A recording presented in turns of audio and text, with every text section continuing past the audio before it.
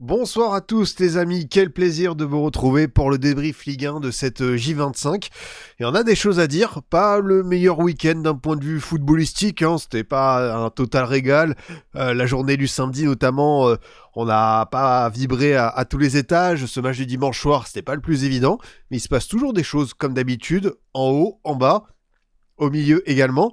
Et franchement, ce sprint pour la Ligue des Champions, il est toujours aussi indécis et toujours aussi intéressant. Donc je pense que ça va nous animer jusqu'au bout. Et peut-être qu'en bas, on va avoir des surprises parce que quand on voit à la fois le score du Stade Rennais qui se rapproche et qui fait une très très belle série, grosse dynamique des Rennais qui chasse un petit peu ce top 4. Et on a pour le coup Nice. Nice, ils n'ont pas gagné depuis un moment, ils n'ont pas gagné depuis 5 mois à domicile.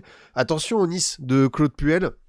Et notamment, je pense que vous l'avez peut-être vu sur Twitter, j'ai affiché ce qui pourrait être une finale du maintien, un Auxerre-Nice lors de la 33e journée. Franchement, ça peut vraiment rendre l'ensemble assez pertinent. Et surtout, on a eu durant cette journée peut-être un petit tournant en vue du titre, avec forcément la victoire de Lens contre Metz qui pouvait être attendue. Quoique, c'est vrai que c'est une stat qui était quand même assez forte. Lens avait perdu ses 3 derniers matchs contre Metz. T'avais eu 2 du coup la saison de Francaise, la dernière en 23-24. Et le match aller, on s'en souvient, ça avait coïncidé avec les 3 seules victoires du SMS. Là, il n'y avait pas photo entre les deux équipes, ça a vraiment tourné court. Une nette différence entre une équipe très haut du classement et une autre qui se prépare à retourner encore une fois en Ligue 2. C'est assez terrible, mais pour le coup le PSG qui cale face à Monaco, ça peut rendre cette course au titre assez intéressante. Le PSG qui va avoir son 8e de finale aller contre Chelsea. D'ailleurs, je le redis, mais évidemment on sera en débrief live le soir, le mardi, le mercredi également, pour parler de la Ligue des Champions. Ça va être on va vivre je pense 2 belles soirées. Dommage un petit peu que le Real City, bon après Real City on en a je ne sais combien de fois, mais Real City et PSG de Chelsea en même temps, c'est toujours un petit peu fâcheux, mais on va voir comment ça va se faire. Le PSG va mettre 4-0 à Chelsea, vous allez tous retourner au veste. Alors, je sais pas pour qui tu parles, enfin moi je suis pas forcément archi inquiet pour le PSG. Faut pas non plus, comme je l'ai dit, notamment sur hors-jeu ou après le tirage au sort, survendre Chelsea. C'est une très bonne équipe européenne, c'est une équipe qui aime affronter des gros, mais ils ont aussi leurs failles, ils ont des problèmes en défense, ils ont leurs petits soucis de régularité, donc Paris n'est pas dans sa meilleure période, mais Luis Enrique l'a reconnu, faire le match qu'ils ont produit contre Monaco, et on va évidemment louer ce qu'a proposé le club de la Principauté, parce que franchement ils ont fait un super match, mais c'est vrai il a dit c'est pas le meilleur timing pour envoyer cette performance, mais pour le coup oui, on peut être inquiet, mais moi je me dis que voilà, on n'a pas joué ce match, on n'y est pas encore, et même si Paris forcément on voit une fragilité, on voit une domination physique de l'adversaire, on voit toujours un manque d'efficacité de certains attaquants, des joueurs qui manquent, Dembélé en tant que titulaire, Fabien Ruiz tout court. Pourquoi pas avoir cette équipe du PSG se remobiliser, parce que la Ligue des Champions c'est leur moment, et ensuite derrière reprendre le fil de l'histoire en Ligue 1 quoi. Oui s'il te plaît, parce que tout le week-end ça apparaît que de la défaite de Paris, j'avais la victoire de Monaco. Franchement j'ai l'impression que les gens ont quand même pas mal valorisé la victoire monégasque. Moi j'ai fait, moi à mon échelle j'ai fait un ou deux tweets là-dessus, j'ai vu pas mal de personnes en parler en mode Monaco. En fait Monaco c'est comme d'hab, et je pense que quand on va évoquer le débrief, Monaco, on a été dur avec eux, mais je pense que c'est légitime parce que c'est une équipe qui est trop frustrante. Quand ils sont à 100% physiquement, et encore là ils ont un paquet de blessés, je trouve que c'est une équipe qui est vraiment à un top niveau Ligue 1. Elle est top 3 tous les jours, et en Ligue des Champions elle peut poser des soucis à pas mal de monde. On l'a vu cette saison, en Ligue 1 ils ont eu une chute, avec leur infirmerie, un mercato qui a raté dans ce sens, mais pour le coup franchement Monaco exceptionnel. Enfin, le match qu'ils ont envoyé à la période actuelle, c'est tout ce qu'on voulait voir, et très content, je vais le redire ensuite sur le débrief, mais pour Pokelli, parce que c'est pas évident pour un jeune coach de débarquer en cours de saison, encore plus dans ce Monaco malade, mais j'ai trouvé que franchement il s'en sortait très très bien sur la période actuelle. Il a pu mettre en place ses choses, la défense à 3, reculer Zakaria, et surtout athlétiquement, Monaco qui est de nouveau à 100%, et pourtant arriver à 100% en cours de saison, c'est l'objectif que veulent atteindre toutes les équipes, mais des fois tu n'y arrives pas parce que t'es pénalisé, t'as une infirmerie, t'as un mercato qui va pas dans le bon sens. Et là Monaco, le match qu'ils avaient fait déjà, le barrage retour, était tip top, mais alors là franchement c'est une des meilleures performances de Ligue 1 que j'ai pu voir depuis un moment, c'est clair quoi. Je vais lancer un petit sondage, voilà évidemment, sondage Chippy, hein, est-ce qu'il y avait penalty pour Lowell ou pas, parce que je pense que ça va faire beaucoup débat. Dans le chat, j'ai déjà vu des personnes qui me le demandaient, et j'ai vu ta question, Ludo 44 929, penses-tu que Lens va faire le doublé?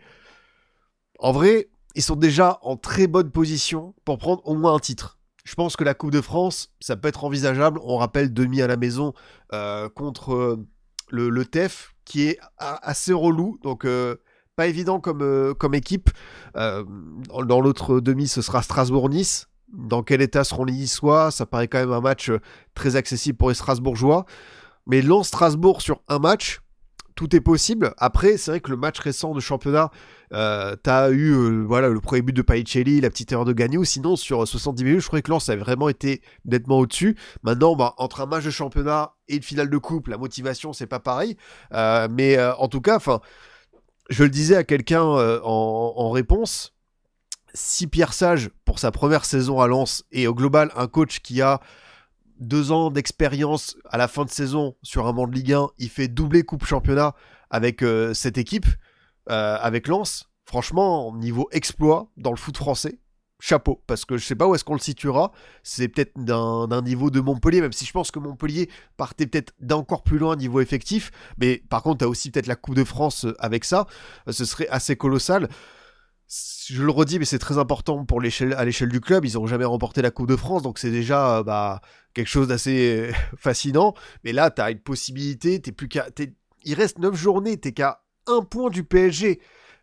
On leur reprochera jamais de croire au titre. Maintenant, voilà, t'es en face d'une équipe avec des superstars. Si le PSG décide, de passer d'avoir le déclic de coup d'accélérateur, ils peuvent laisser Lens à quelques points. Mais voilà, ils sont au contact, et il y a un Lens PSG en avril.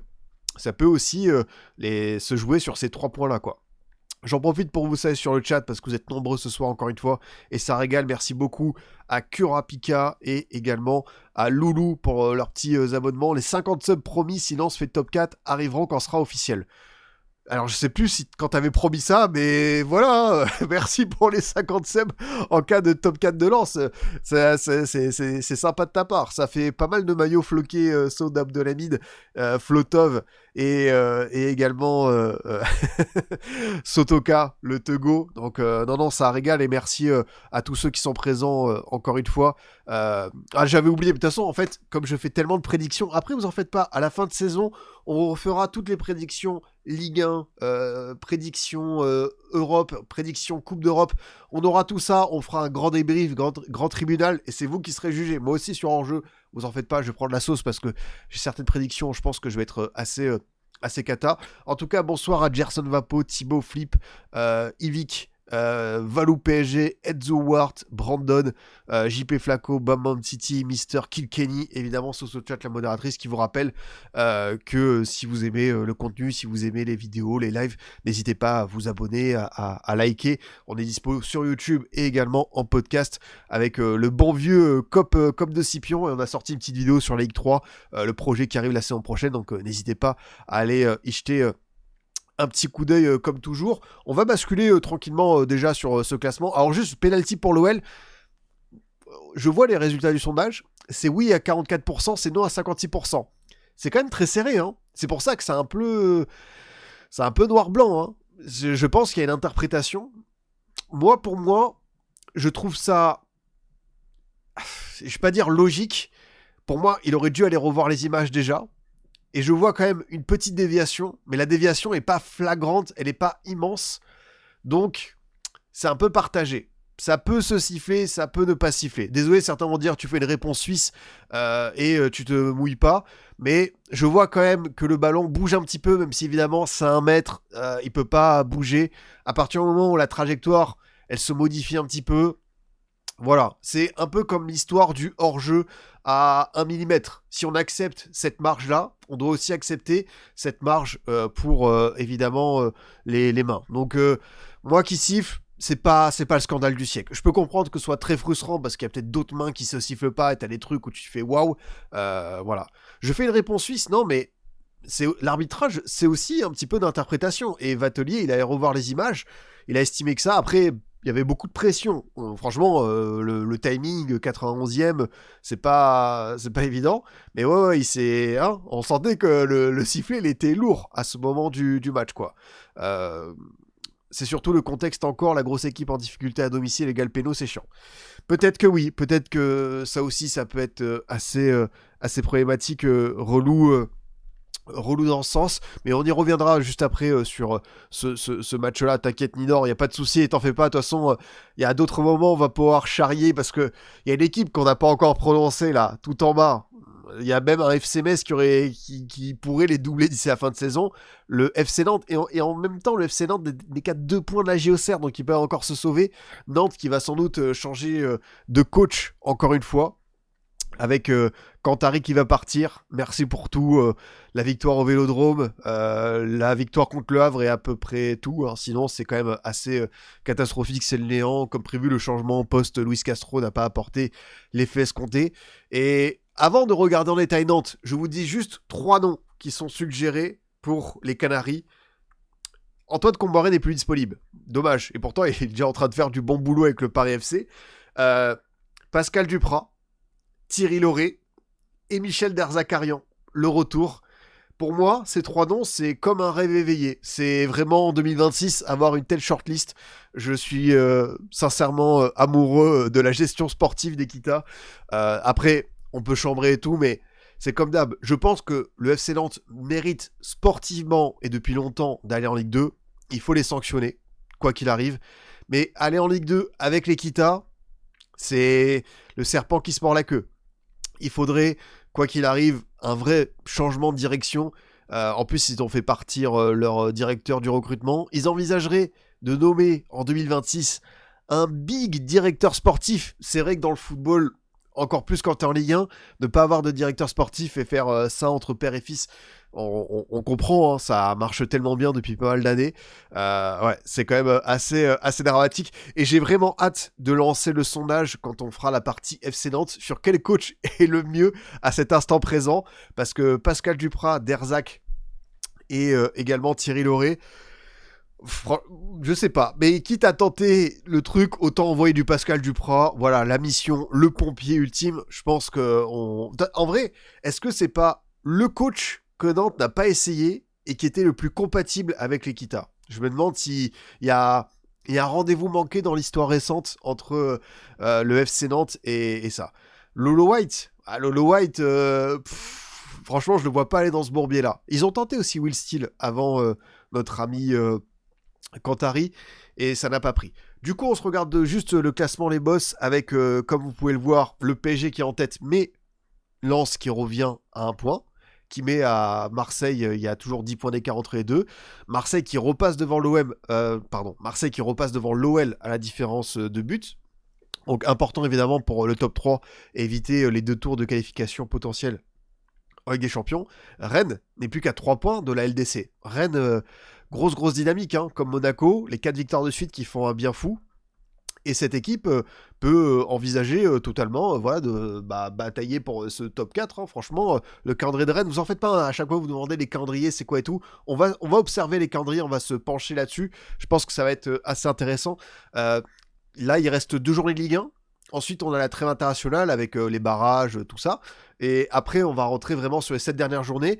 Je pense que pour la reprise de la Ligue 1, je ferai une petite vidéo, vraiment le sprint final, les enjeux, les calendriers, histoire que ce soit assez compréhensible en haut et en bas également.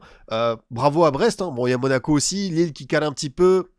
Ils auraient pu être quand même au contact, même sans être brillants en ce moment.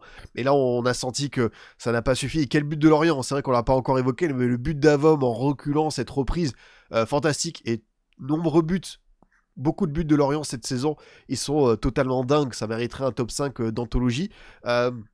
Franchement, Brest, bravo, eux aussi, parce que ça fait pas mal de succès engrangés.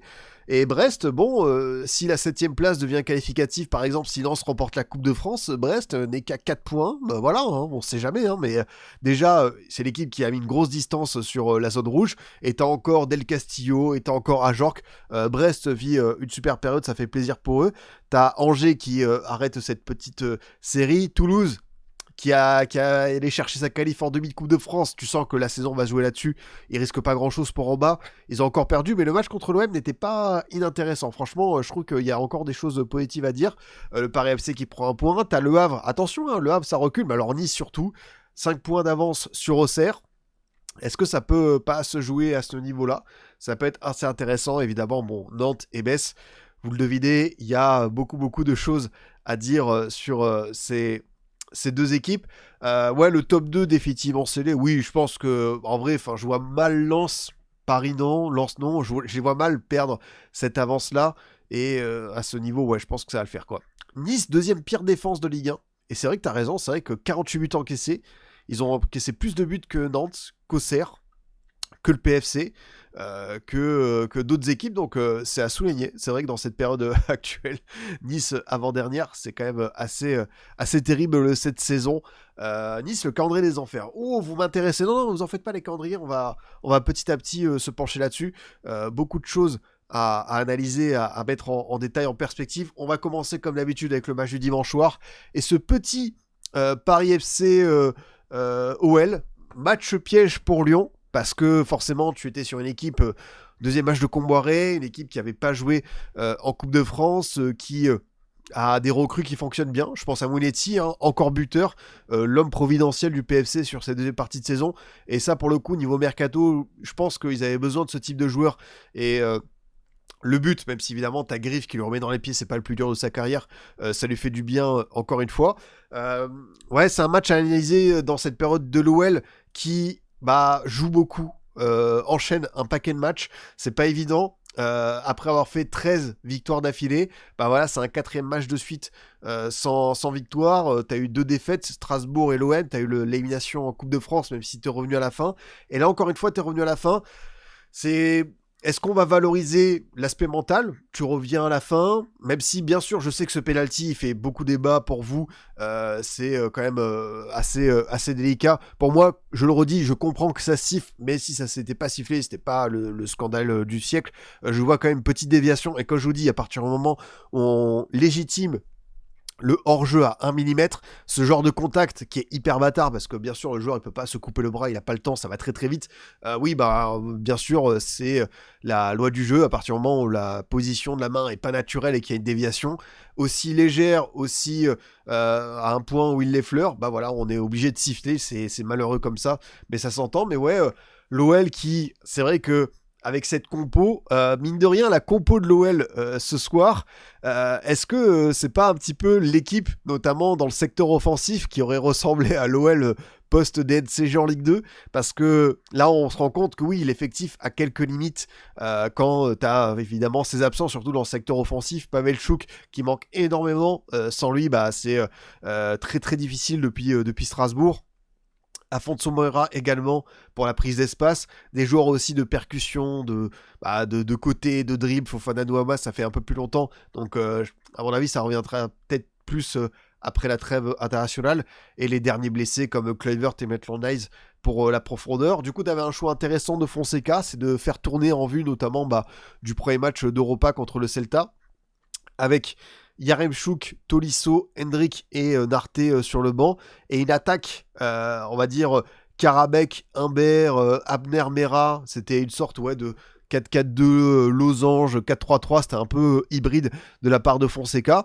Voilà, c'est avec les forces du moment, mais en même temps c'était intéressant de voir le petit Rémi Humbert d'entrer pour la première fois, un joueur qui s'est mis en évidence à sa manière. Alors il n'y a pas de but, il n'y a pas de passe D, mais il y a des 2-3 séquences où il a vraiment bien exécuté des frappes, et on a senti qu'il savait se mettre très très vite en évidence, et ça me plaît bien de voir un jeune comme ça essayer quoi qu'il arrive d'exploiter le moindre ballon.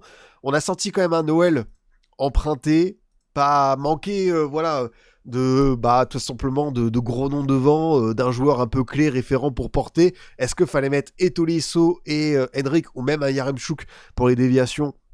d'entrer sur le banc, je ne sais pas. En tout cas, on n'est pas aux entraînements, on n'est pas, tu vois, dans le staff médical, donc je peux comprendre qu'ils puissent un petit peu reposer certains joueurs. Après, voilà, en face, on avait un Paris FC, remobilisé, boosté avec l'arrivée de Tonio Comboiré. Ils sont pas loin de faire les deuxième victoire de suite, hein. Ça se joue à ce penalty qui peut être assez malheureux pour eux. Et quelqu'un l'a dit dans le chat, très bon milieu de terrain côté PFC. C'est vrai que là où ils ont fait mal les Parisiens, je pense, c'est par rapport au milieu de l'OL, où t'as un Morton qui est un peu fatigué, un Merak qui est assez intéressant, mais qui manque encore de volume de jeu par moment, et un Testman qui fait pas un mauvais match, même s'il lâche le marquage sur Mounetzi. Et en ce moment, faut tout sauf abandonner Mounetzi dans la surface. C'est vrai que Lesmelou qui a le brassard depuis l'arrivée de Comboiré. Par contre, c'est vrai que t'avais Kebal suspendu, de se mettre Otavio également, et t'avais toujours pas comment il s'appelle, Maxime Lopez, hein. Après, là, cette compo, ça va lui donner raison à Comboiré, parce que Mounetzi, Lesmelou et Matondo, gros point fort, franchement. Lopez blessé, merci beaucoup Mbatoku, parce que c'est vrai que c'était la nouvelle étonnante du premier match contre Nice, et là pour le coup s'il est absent pour blessure, ça se légitime. Matondo, une de ses premières apparitions avec le PFC, on avait eu piston, ça avait été terrible pour lui, c'était contre Lens, le 5-0. Là pour le coup, dans l'activité, dans la proposition, les initiatives, pas mal de ballons grattés récupérés, franchement c'est très intéressant. C'est là où je voulais voir un peu plus le Paris FC. Et là, ça se prouve avec ces deux joueurs-là, Moulety, le vécu Ligue 1, et la capacité à se projeter et à marquer des buts dans ce rôle de milieu de terrain. Et Matondo pour la jeunesse. Quand tu penses Paris FC, alors on sait que Red Bull est minoritaire, mais quand tu penses à une équipe version Red Bull, tu penses à de la jeunesse, tu penses à des gamins à développer, tu penses à ce type de joueur vraiment à polir. Et Matondo, il rentre dans cette philosophie-là, donc il fallait juste le mettre dans son rôle qui était le sien, la JOCR, et on se rend compte que c'est un joueur 17 ans seulement, hein. C'est extrêmement jeune, et pour le coup c'est une de ses meilleures performances en Ligue 1. J'ai bien apprécié, même Mbo derrière, j'ai beaucoup aimé son match, où il a été très solide, où il a vraiment fait pas mal d'interventions. Camara également dans ce rôle de latéral. Devant, c'est dommage qu'ils aient peut-être des fois pas trop cru à certaines séquences, parce que je trouve vraiment que cette équipe en première période de l'OL, et même jusqu'à l'ouverture du score, elle avait ses failles. À partir du moment où le PFC a mis le premier but, où t'as les entrants de l'OL qui ont commencé petit à petit à fouler la pelouse, j'ai vu une équipe reculer. Alors ça peut être logique parce que tu veux préserver le 1-0, mais je pense que cette OL-là, qui est un petit peu sur les rotules, qui est fatiguée et qui manque d'oxygène, de fraîcheur, qui n'a pas ces fameux joueurs un peu différent sur le front de l'attaque, c'est pas évident. Et même d'autres joueurs qui au milieu de terrain, dans l'aspect défensif, sont fatigués. Même Kilton Mata qui enchaîne, je trouve que ça commence à être assez rude pour lui. Après, quelqu'un relativisé, c'est Caillou. Il a raison de ne pas oublier que si Lyon finit européen, la saison sera plus que satisfaisante, peu importe que ce soit 4, 5 ou 6e place.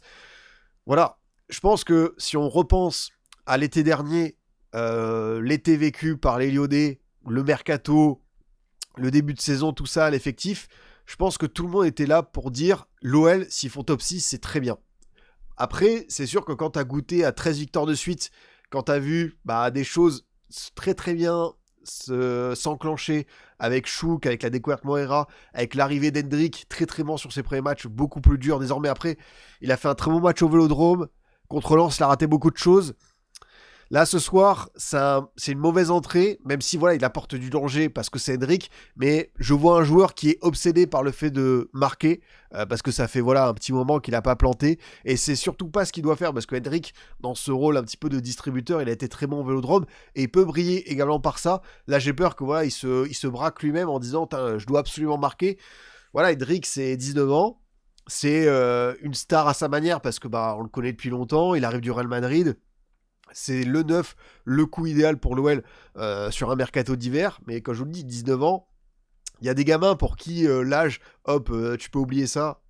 Et ça marche très bien, comme Yamal, comme Mbappé, comme Haaland à leur début. Mais Hendrick n'est peut-être pas de cette trempe-là, il est juste en dessous, même si évidemment on a vu des choses, on peut faire waouh. Mais Hendrick, il peut aussi avoir son irrégularité, comme c'est un joueur de 19 ans. Maintenant, il faut pas qu'il soit obsédé par le but au point d'oublier certaines choses dans l'aspect collectif, d'en forcer certaines situations, quoi. Effectif trop juste en quantité, mais en qualité, il doit faire top 6, 6-7 en début de saison, ils étaient sous-évalués. Non, mais tu vois, top 6, tu prends la ligne de départ, je pense que Lens, c'est un peu la comète. Personne ne les attendait à ce niveau-là, je pense. Tu prends la ligne de départ, t'avais Paris, Monaco, Marseille, t'avais ces trois-là. Pour la place de quatrième, t'avais une discussion Lille, Rennes, pourquoi pas l'OL. Et ensuite, derrière, t'avais Strasbourg, et t'avais peut-être Nice et Lens, quoi. Donc je pense que l'OL, ils sont dans les temps. Maintenant, bah oui, comme je te dis, t'as vécu un truc entre décembre et février où t'as roulé sur tout le monde avec pas mal de réussite. Maintenant, bah la réussite, elle te manque peut-être un peu plus. Tu prends le 11 type de l'OL, c'est top 4 facile. Ouais, le problème, c'est que ça fait un moment que ça leur manque. Et j'ai peur que dans ces matchs cruciaux, on l'a déjà vu sur le quart de Coupe de France, là on commence à le voir un petit peu en Ligue 1, peut-être en Coupe d'Europe contre une équipe du Celta Vigo qui me fait peur, hein, très clairement. C'est franchement une vraie bonne équipe de Liga, c'est une équipe européenne qui va te donner du fil à retordre. C'est un gros défi pour cette OL qui n'est qu'à 65-70%, parce que il y a certains joueurs, t'en as bien besoin, je pense, dans cette période actuelle. Maintenant, comme je te dis, tu vas chercher ce nul, à l'image de la fin de match contre Lens en Coupe de France. Donc, il y a quand même toujours quelque chose qui se crée. Voilà, au moins, c'est une équipe qui lâche pas l'affaire, qui baisse pas les bras. Après, c'est dommage de passer, je vais pas dire à côté, mais les 60 premières minutes, elles sont pas évidentes, quoi. On voit, c'est une équipe qui manque d'impulsion, qui manque, quand tu vois le banc et les joueurs absents, je pense que ça peut se légitimer. Après, comme toujours, hein, Niakate fait un vrai bon match. Il y avait des joueurs assez remuants en face. Comme je te dis, Humbert et Mera, quand tu prends leur âge, Humbert c'est 18 ans, Mera c'est 19 ans. C'est deux jeunes de Ligue 1. Même le petit Adil Amdani, hein, on a vu des petits crochets, on a vu, tu vois, des petits dribbles, des petites reprises d'appui qui sont assez sympathiques. Donc ça fait partie de l'avenir de l'OL. Fonseca qui compose avec ce groupe. Après, Amner, latéral gauche de formation qui se retrouve plus haut, c'est quand même limité. Karabek, ça faisait 3 mois qu'il n'avait pas été titulaire. On comprend pourquoi. Donc tu vois l'entrée, tu vois Yaremchuk qui directement va se positionner entre Coppola et Mbo pour être recherché dans les déviations dans le domaine aérien, c'est sympa. T'as Hendrick qui a eu pas mal de tentatives, parce que Hendrick, il a passé combien de temps ce soir?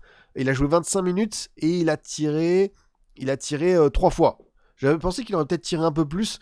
Donc ce qui est sûr, c'est que c'est une entrée où tu dis, il va absolument marquer son but, mais au moins, tu vois, il a tenté à sa manière. Même si je vous le dis, je pense que, on peut lui reprocher peut-être ça. Ça va être très chaud contre Vigo, 60-40 pour Lyon, pour moi. T'as le retour à Lyon. C'est quand même intéressant, c'est vrai. Ça aussi, on va voir. Mais oui, après, Fonseca fait déjà des miracles, le dit Lixto. Oui, c'est un très bon coach, un très bon tacticien, il prépare bien ses matchs. On l'a vu contre le PSG, contre l'OM, ça a fait 2 défaites. On l'a vu même sur certaines situations. C'est frustrant, je pense, pour cette équipe d'avoir sous tous ces absents. Mais voilà, tu dois composer avec ça. Ça arrive pour d'autres équipes. Là, le problème, c'est que tu en as beaucoup trop sur le secteur offensif. Et je pense que ça pèse dans ce moment clé. Mais bon, t'es 4ème de Ligue 1. T'es à le même nombre de points que Marseille qui est 3ème. Tout n'est pas fini. Hein. Faut pas tomber dans la sinistrose absolue. Et après, côté Paris FC, c'est 1 point. Après la victoire contre Nice, tu as du coup 8 points d'avance sur la JOCR. Je pense que ça va le faire pour le maintien, quoi. Je pense que Comboiré a changé quelques postes, quelques hiérarchies dans cette équipe. Mais ouais, très clairement, le milieu de terrain Mounetzi, Lesmelou, Matondo, ça m'a beaucoup plu. Et même Kevin Trapp, hein, à un moment donné, il en sort une belle. Je crois d'ailleurs sur une frappe d'Henrik. Bon, elle est peut-être sur lui, mais elle arrive de manière assez puissante. Même Griff, hein, sur Mounetzi, il en sort une autre. Il y a eu 2-3 arrêts de gardien qui étaient assez sympa ce soir. Je pense qu'il est important de regarder peut-être le calendrier de l'OL, parce que t'as le Celta, et entre les 2 matchs du Celta, tu vas au Havre. Une équipe qui gagne pas depuis un moment, mais les vrais suiveurs de Ligue des Talents savent que le Havre, c'est assez relou. Et après ces 2 matchs contre le Celta, tu reçois Monaco. Monaco qui est en pleine bourre, qui n'aura en plus pas de match de européen comme son adversaire. Donc attention à ce rendez-vous face au Monégasque, dimanche 15h, sympa comme horaire. En vrai, ça va être un bon petit divertissement. Mais ouais, je pense que les Lyonnais, ils doivent serrer les dents en attendant de récupérer, parce que la fin, ouais, c'est vrai que tu joues le PSG, tu joues Rennes, Lens, pour peut-être candidat européen, tout ça. Sinon, t'as Angers, t'as Auxerre, t'as Lorient, et tu vas à Toulouse. Peut-être, tu vois... Auxerre, ça jouera le maintien, mais tu seras peut-être contre des équipes qui auront plus grand chose à jouer, donc ça peut peut-être le faire à ce moment-là. Donc c'est pas fini pour avec des champions, mais forcément attention à ce nombre de blessés qui est assez croissant. Et pour le PFC, PFC ça dit quoi? PFC qui va à Strasbourg, ensuite t'as Le Havre, Lorient, t'as du Metz, t'as du Brest, t'as aussi le PFC va pas mal arbitrer la fin de saison pour l'Europe, j'ai l'impression. Donc je me fais pas d'inquiétude. Et même, vous savez quoi, même si Stéphane Gilly était resté, ça aurait été un maintien ric-rac, mais je pense qu'il serait allé chercher quand même les points nécessaires. Après Comboiré, bah au moins tu sais ce que t'as, et t'as le vécu Ligue 1, et t'y accèdes quasiment directement, quoi. Ça c'est clair, quoi. T'as tous les leaders de l'OL qui disent que physiquement c'est déjà compliqué, il reste 3 semaines et tu vas avoir tes matchs d'Europa. C'est vrai que si l'OL se qualifie après le Celta et que tu rajoutes quart et tout, waouh, ça peut être assez dense, hein. Franchement, pas évident. Lyon, ça fait nul au Havre et ça perd face à l'ASM, et le Celta, c'est pas cadeau qui puisait. Entre déception, physique à bout de souffle, CF, la déclaration d'Incaté soir, les blessés, attention à la fin d'année. Ouais, je peux comprendre hein, ton opinion. Je vais pas être aussi pessimiste parce que c'est l'équipe qui a de la ressource. Va falloir bien gérer certains temps de jeu, croiser vraiment les doigts pour récupérer les Schulk, Morera, Fofana, même si Fofana ça fait très longtemps, donc je pense sera plus pour l'après-trêve. Mais ouais, là, t'es dans le dur. T'es dans le dur. Ça, c'est vraiment pas évident, quoi. Je veux pas que Lens joue le titre à Lyon. Traumatisme 2002, j'avais 11 ans et toujours présent. Je peux comprendre, mais bon, si on te dit que tu peux jouer un titre face au PSG Air Qatari, tu le prends tous les jours. Mais c'est vrai que ce match à Lyon, il est bien placé pour le calendrier. D'ailleurs, la dernière journée de Ligue 1, elle est assez exceptionnelle parce que je crois que tu as Marseille-Rennes, tu as cette OL-Lens, tu as vraiment de très très gros enjeux. Le match de Monaco, je sais plus lequel c'est d'ailleurs, le match de l'ASM pour terminer sur le multiplex. Hop, on va vite fait se faire ça pour se projeter déjà sur fin août. Strasbourg-Monaco. Franchement, le calendrier Strasbourg-Monaco, Lyon-Lens, Marseille-Rennes, waouh, ok, très très bien. Et peut-être un Nice-Metz qui peut compter pour le maintien, qui sait, on verra ça. Mais ouais, t'auras, je pense, des vraies finales pour l'Europe à ce niveau-là, quoi. Ça va rendre le tout très intéressant. Je pense qu'on a à peu près tout dit, les boss, sur ce sympathique match OL-PFC. Mais que dire de ce PSG-Monaco, niveau à la fois surprise et performance monégasque. Je pense qu'on va d'abord s'arrêter sur Monaco avant d'évoquer le PSG, notamment en vue de Chelsea. Bravo à eux, parce que en ce moment, ça leur sourit bien. Ils sont sur une très très belle dynamique. Ça s'enclenche. Les planètes s'alignent comme il faut pour Pocognoli, un coach qu'on avait découvert à l'USG, qui arrivait après à 18h, et entre les blessés, comme je le dis, le mercato qui a pas été dingue, hein, franchement, au niveau des postes et de certains choix, fallait serrer les dents, et voilà, t'as été puni, sanctionné je ne sais combien de fois en Ligue 1, t'as perdu lourdement contre Lens, contre Rennes. T'as vraiment enchaîné des performances fâcheuses pour les Monégasques, mais là pour le coup, il y a beaucoup de joueurs qui reviennent bien, à la fois individuellement, mais aussi physiquement, et collectivement, ça prend un vrai sens. Je sais pas par où commencer, à vous de choisir, du Denis Zakaria, du Lamine Camara, du Akliouche, du Balogun, même Koulibaly et Bamba, j'ai bien aimé. Enfin bref, très très belle performance monégasque. Ils sont vraiment rentrés dedans face à ce PSG. Et c'est vrai, en plus, encore des blessés, hein, avec Kao Henrique et Vanderson qui sont sortis. Vraiment une équipe qui n'aura pas été épargnée quoi qu'il arrive. Là, t'as eu des petits retours petit à petit, hein, mais Mawissa par exemple. C'est vrai qu'on progresse, comme le dit Real Irande. Monaco n'a pas pris de rouge. C'était quand même la tendance depuis un moment. Mais là, au moins, tu t'épargnes ça. Et bon, t'as toujours, tu vois, des blessés assez lourds. Minamino, Salissou, Radecki, le gardien, qui a été très peu blessé et qui forcément là est absent depuis un moment. T'as d'ailleurs Crépin Diatta. On va pas citer le comeback of the year Paul Pogba parce que je sais pas si on le reverra un jour sur un terrain malheureusement. Le bilan de Monaco à 11 contre 11 contre le PSG cette saison est complètement dingue. C'est vrai que tu regardes les 4 matchs. Alors à l'aller, j'oublie pas qu'il y a le tag de Camara sur Chevalier qui doit prendre rouge encore une fois. Mais sinon c'est vrai que ça fait 2 victoires, 1 nul, 1 défaite, et une équipe qui sait sincèrement embêter le PSG. Enfin, ils ont compris que peut-être que sur certains aspects individuels ou techniques, ils ne pouvaient pas rivaliser, mais tactiquement et surtout physiquement, c'est là où j'ai vu la différence. C'est que Monaco est une équipe qui a enchaîné de la Coupe de France, de la Ligue des Champions, qui a cette infirmerie, mais ils ont vraiment su mettre un impact et faire mal aux Parisiens. Genre, entre Zaïre Emery, qui cale un petit peu en ce moment, Vitinha qui est vraiment fatigué, et Dro Fernandez qui découvre la Ligue 1. Dro Fernandez, j'ai rien contre le gamin. c'est un très bon joueur, j'en doute pas à l'avenir. Mais là, pour le coup, titulaire d'entrée contre une équipe Ligue des Champions avec Monaco où t'as des mecs qui vont te rentrer dedans, c'est pas suffisant. Donc pour l'instant, ça va être dans la rotation. Après, voilà, est-ce que il pouvait pas mettre Kangingli derrière Gvara, Barcola, Doué? Est-ce que c'était pas Mayoulou dans un rôle hybride? Est-ce que Marquinhos, tu vois, enfin, on peut tenter des petites choses, mais Dro Fernandez, je comprends que Lucho insiste avec lui. Alors, le temps lui donnera sans doute raison, parce que, voilà, s'ils sont allés chercher à Barcelone, voilà, il y a sans doute un truc à exploiter. Mais là, pour le coup, je trouve que c'est un peu trop tôt. Je pense qu'il doit vraiment s'épaissir. Camara est juste dingue. Là, j'ai regardé Monaco 5-6 fois, il crève l'écran. Lamine Camara, c'est un talent exceptionnel.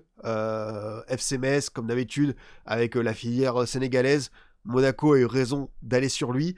Euh, il a été blessé, un peu de regret, mais en même temps, il a fait sa canne, champion d'Afrique. Et là, pour le coup, le match, enfin, j'avais regardé les stats, il récupère une dizaine de ballons, il gagne 80% de ses duels. Pour le coup, j'avais vraiment l'impression de voir un adulte face à certains enfants. Et ouais, Camara qui va permettre de faire rentrer 110 millions et sauver Squoro. Non, mais là où Monaco va peut-être se sauver financièrement, c'est vrai que dans cette saison, tu vois Akliouche qui garde quand même, je pense, une belle cote sur le marché, même si ce sera peut-être plus 30-35 que 50 millions. Et encore, là, il revient très très bien. Akliouche, là, vous savez ce qui se passe dans sa tête. Il y a l'équipe de France, ça clignote. Il y a un petit rassemblement là qui arrive parce que la liste de Dédé, c'est pas jeudi prochain, mais c'est la suivante, c'est le suivant.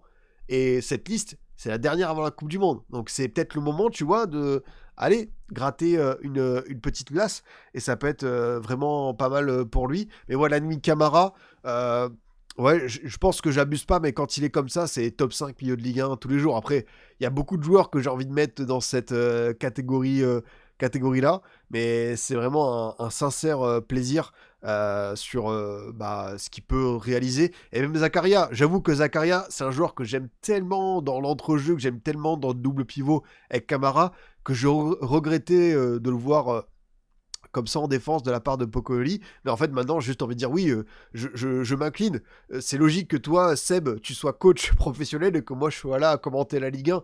Parce que oui, t'apportes une sécurité nécessaire parce que Woodfest et Thilo Kehrer, même si en ce moment, ça va mieux, c'est vrai que c'est pas la sécurité à tous les étages. Et même quelqu'un le disait, Phil Cohn est un peu plus rassurant en ce moment. Il y a toujours ces 2-3 petits trucs où je dis, waouh, j'ai un peu peur avec lui. Mais Zakaria en défense pour rassurer l'ensemble en tant que capitaine, ça s'entend totalement. Et quel joueur, enfin vraiment lui aussi quand il est comme ça, je le kiffe. Enfin, j'ai pas d'autres termes. Et Akliouche qui a, ouais, comme Monaco, qui a eu sa petite traversée du désert durant l'hiver. Là, c'est bien mieux.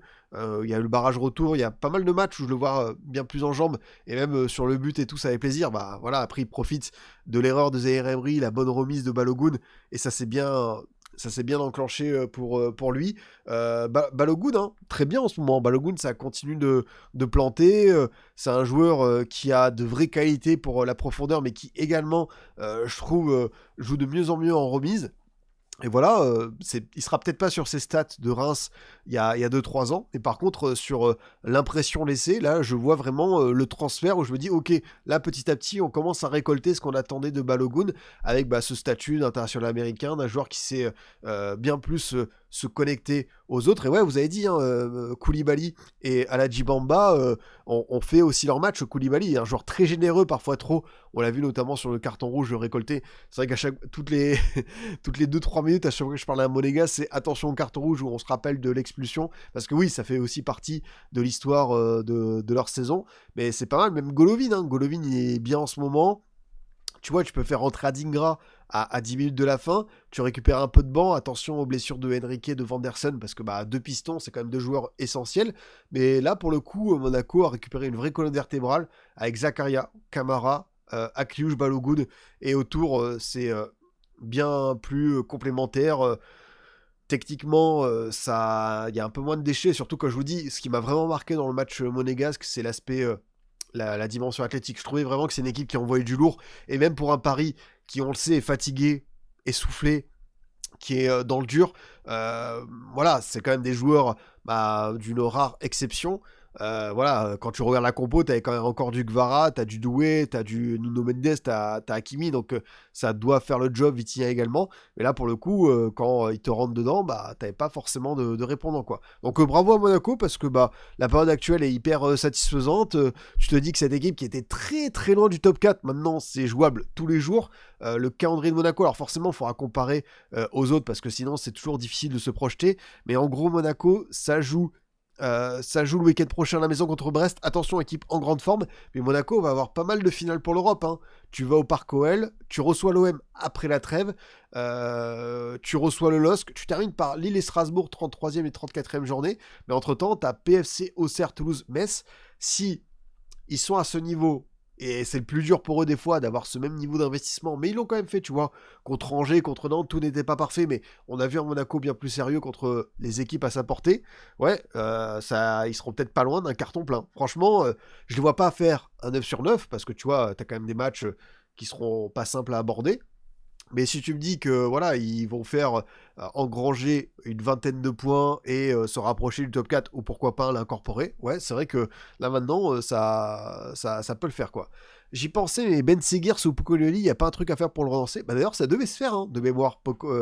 Ben Seguir, je crois que ça n'a pas abouti pour une histoire de blessure, mais c'est franchement assez intéressant quoi.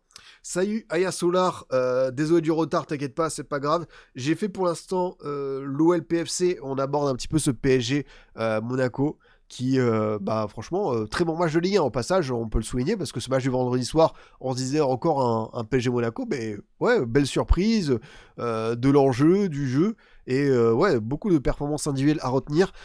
On va passer au PSG, petite question assez voilà simple, hein, qui va se qualifier PSG Chelsea, est-ce que avant le tirage vous étiez confiant, est-ce que maintenant vous êtes un peu refroidi par rapport à cette performance? Moi-même j'avoue que c'est très indécis, je pense toujours que Paris va le faire, même si pour moi c'est vraiment un 55-45 et c'est très serré, donc difficile d'y croire, d'avoir un immense optimisme, mais voilà, c'est un PSG qui en Ligue des Champions, des fois ils arrivent à allumer la lumière, alors comme d'habitude, trouver l'interrupteur, ça fait un moment. C'est vrai que cette saison, on a souvent dit que le PSG, après la partie de saison, une fois qu'il y aura les barrages, voilà, qu'on va, avec l'absence de la Coupe de France, des matchs en moins, voilà, ils vont avoir ce fameux truc on-off. Bah, pour l'instant, on est encore sur le off. On n'a pas ce truc supplémentaire.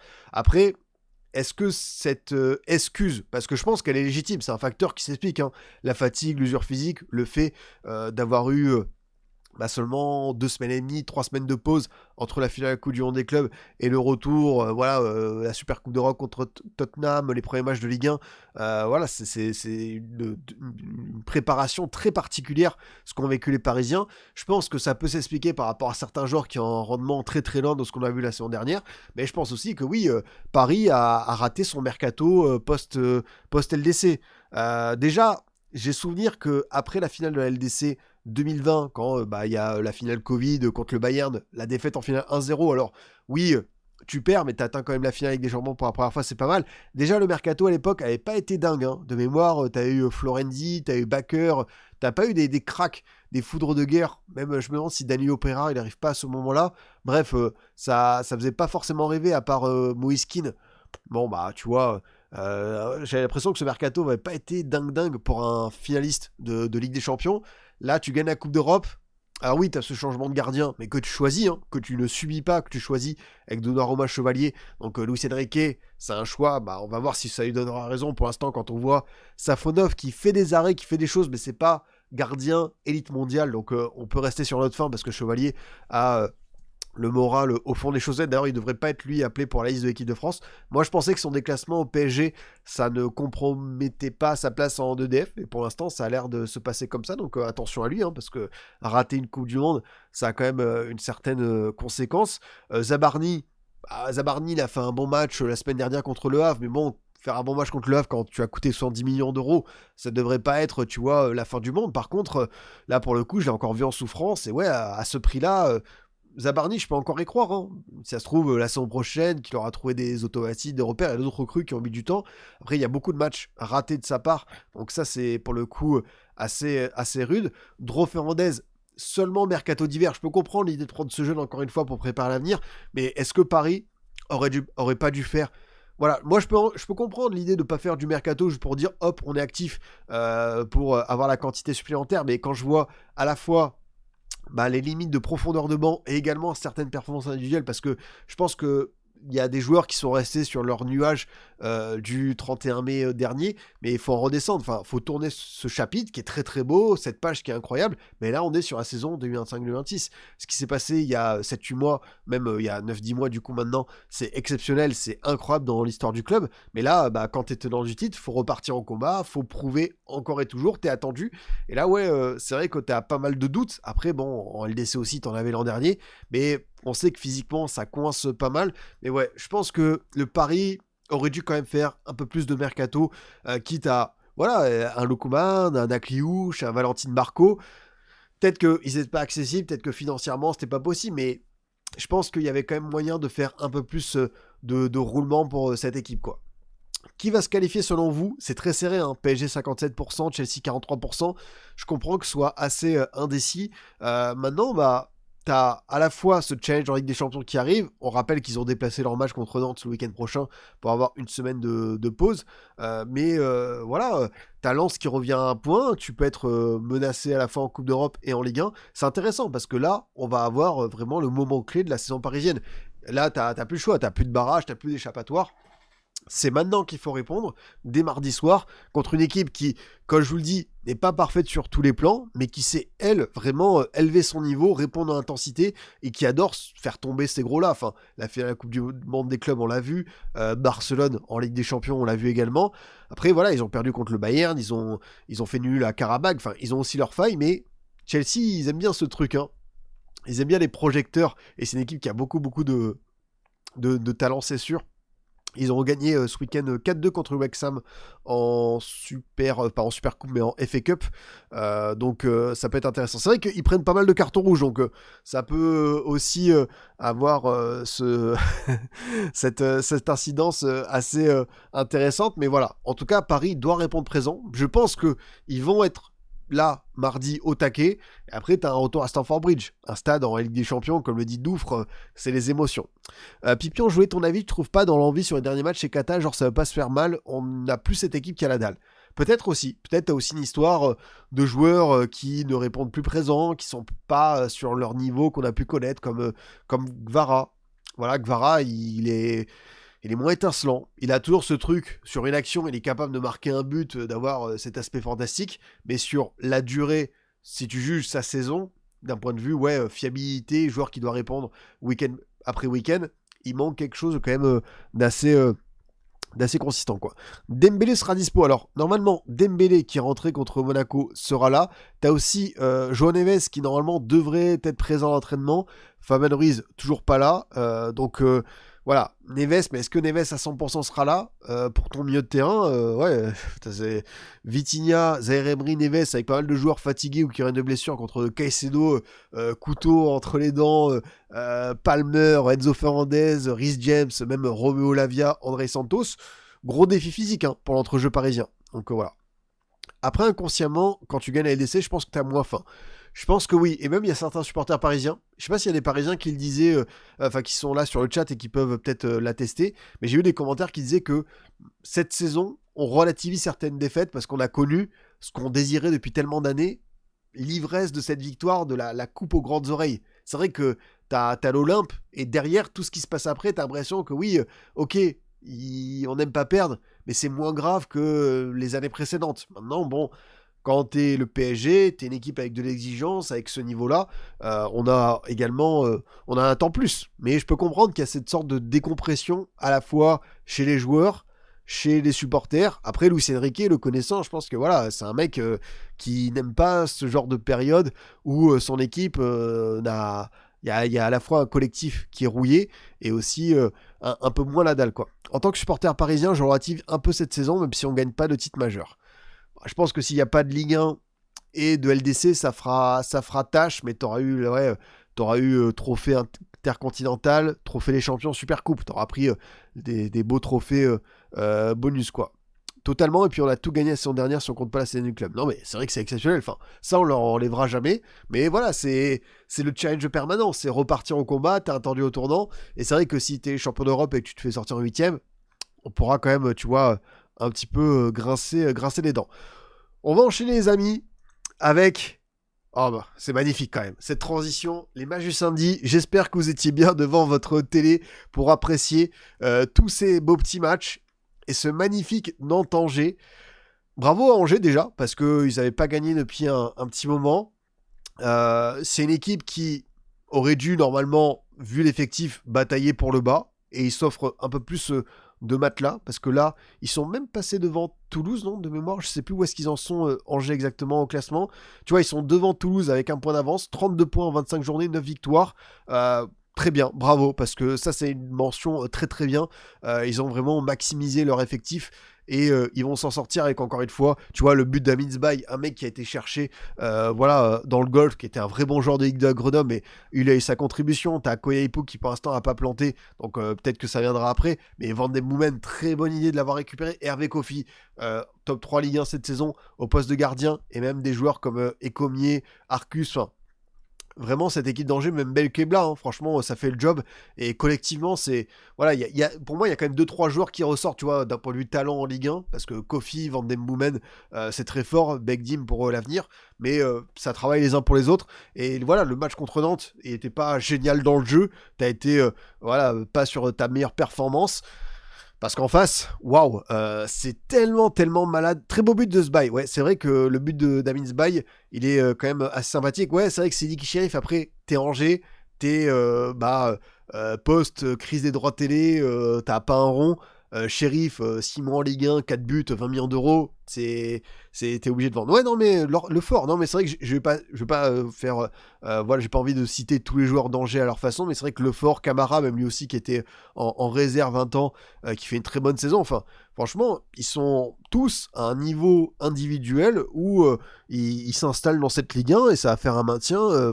En plus, tu repenses aussi à la perte de Lepol, ton meilleur buteur, le mec qui t'assure 10 buts, qui en est déjà à 14 cette saison avec Rennes, il avait aussi marqué un petit but avec le SCO. Non, c'est fort quoi. Même le banc, tu vois, Abdoulaye Bamba, Machine, Mouton, Raoul Issoa, Capel, c'est peut-être pas les noms qui te font plus rêver. T'as Prosper Peter, le petit jeune qui va revenir de blessure, mais ouais, avec cet effectif, pour moi, t'aurais dû être en bas, mais t'as fait quelque chose de génial et t'y as cru, et franchement, ça travaille les uns pour les autres, et bah, je suis très content pour du jeu et ce groupe-là, parce que bah, ils le méritent amplement. En face, évidemment, j'insiste, mais je sais même pas par où commencer. Qui pour entraîner Nantes, déjà évidemment, ce sondage que vous attendez tous, parce que ça va être assez, assez savoureux. Duprat, on va avoir évidemment Loré, Titi Loré et Derzakarian. C'est les 3 noms avancés par Ouest France, donc on va citer lui. Mais qui est votre favori pour récupérer ça? Donc normalement, Ahmed Kantari, ça se termine, hein, on va pas aller plus loin. Voilà, comme je vous dis, il y a eu cette victoire contre Le Havre, mais c'était un Le Havre qui avait plus raté son match que Nantes qui avait fait une belle chose. Au Vélodrome, c'est la chance de ta vie, quoi. Hein, c'est inouï ce qui s'est passé. Et là, pour le coup, bah, t'en as profité, t'as pris 3 points. Mais sur la globalité, c'est trop mauvais. T'as viré Castro pour faire ce gros mercato Ligue 1 où t'as envoyé sur Machado, t'as fait revenir Ganago, t'as Kaba, t'as Sissoko, t'as Kabela, t'as, comment il s'appelle, Fred Gilbert, t'as Mousrati, enfin, t'as beaucoup de monde qui est arrivé, et finalement t'as pas de changement dans l'attitude, dans le jeu. C'est une équipe qui est malade au possible, donc évidemment, en fait ce qui est ouf, c'est que t'es qu'à 2 points du barragiste, donc tu peux encore te sauver. Donc voilà, il reste 9 journées, mais Nantes, c'est combien de victoires? C'est 4 victoires. C'est tellement poussif sur tous les aspects, et le pire, c'est vraiment le désamour qu'il y a entre le public et cette équipe, quoi. Au bout d'un moment, ça doit se sanctionner. J'ai vu d'ailleurs que les membres de la Brigade Loire avaient distribué quelques tracts en tribune de presse et sur la tribune présidentielle.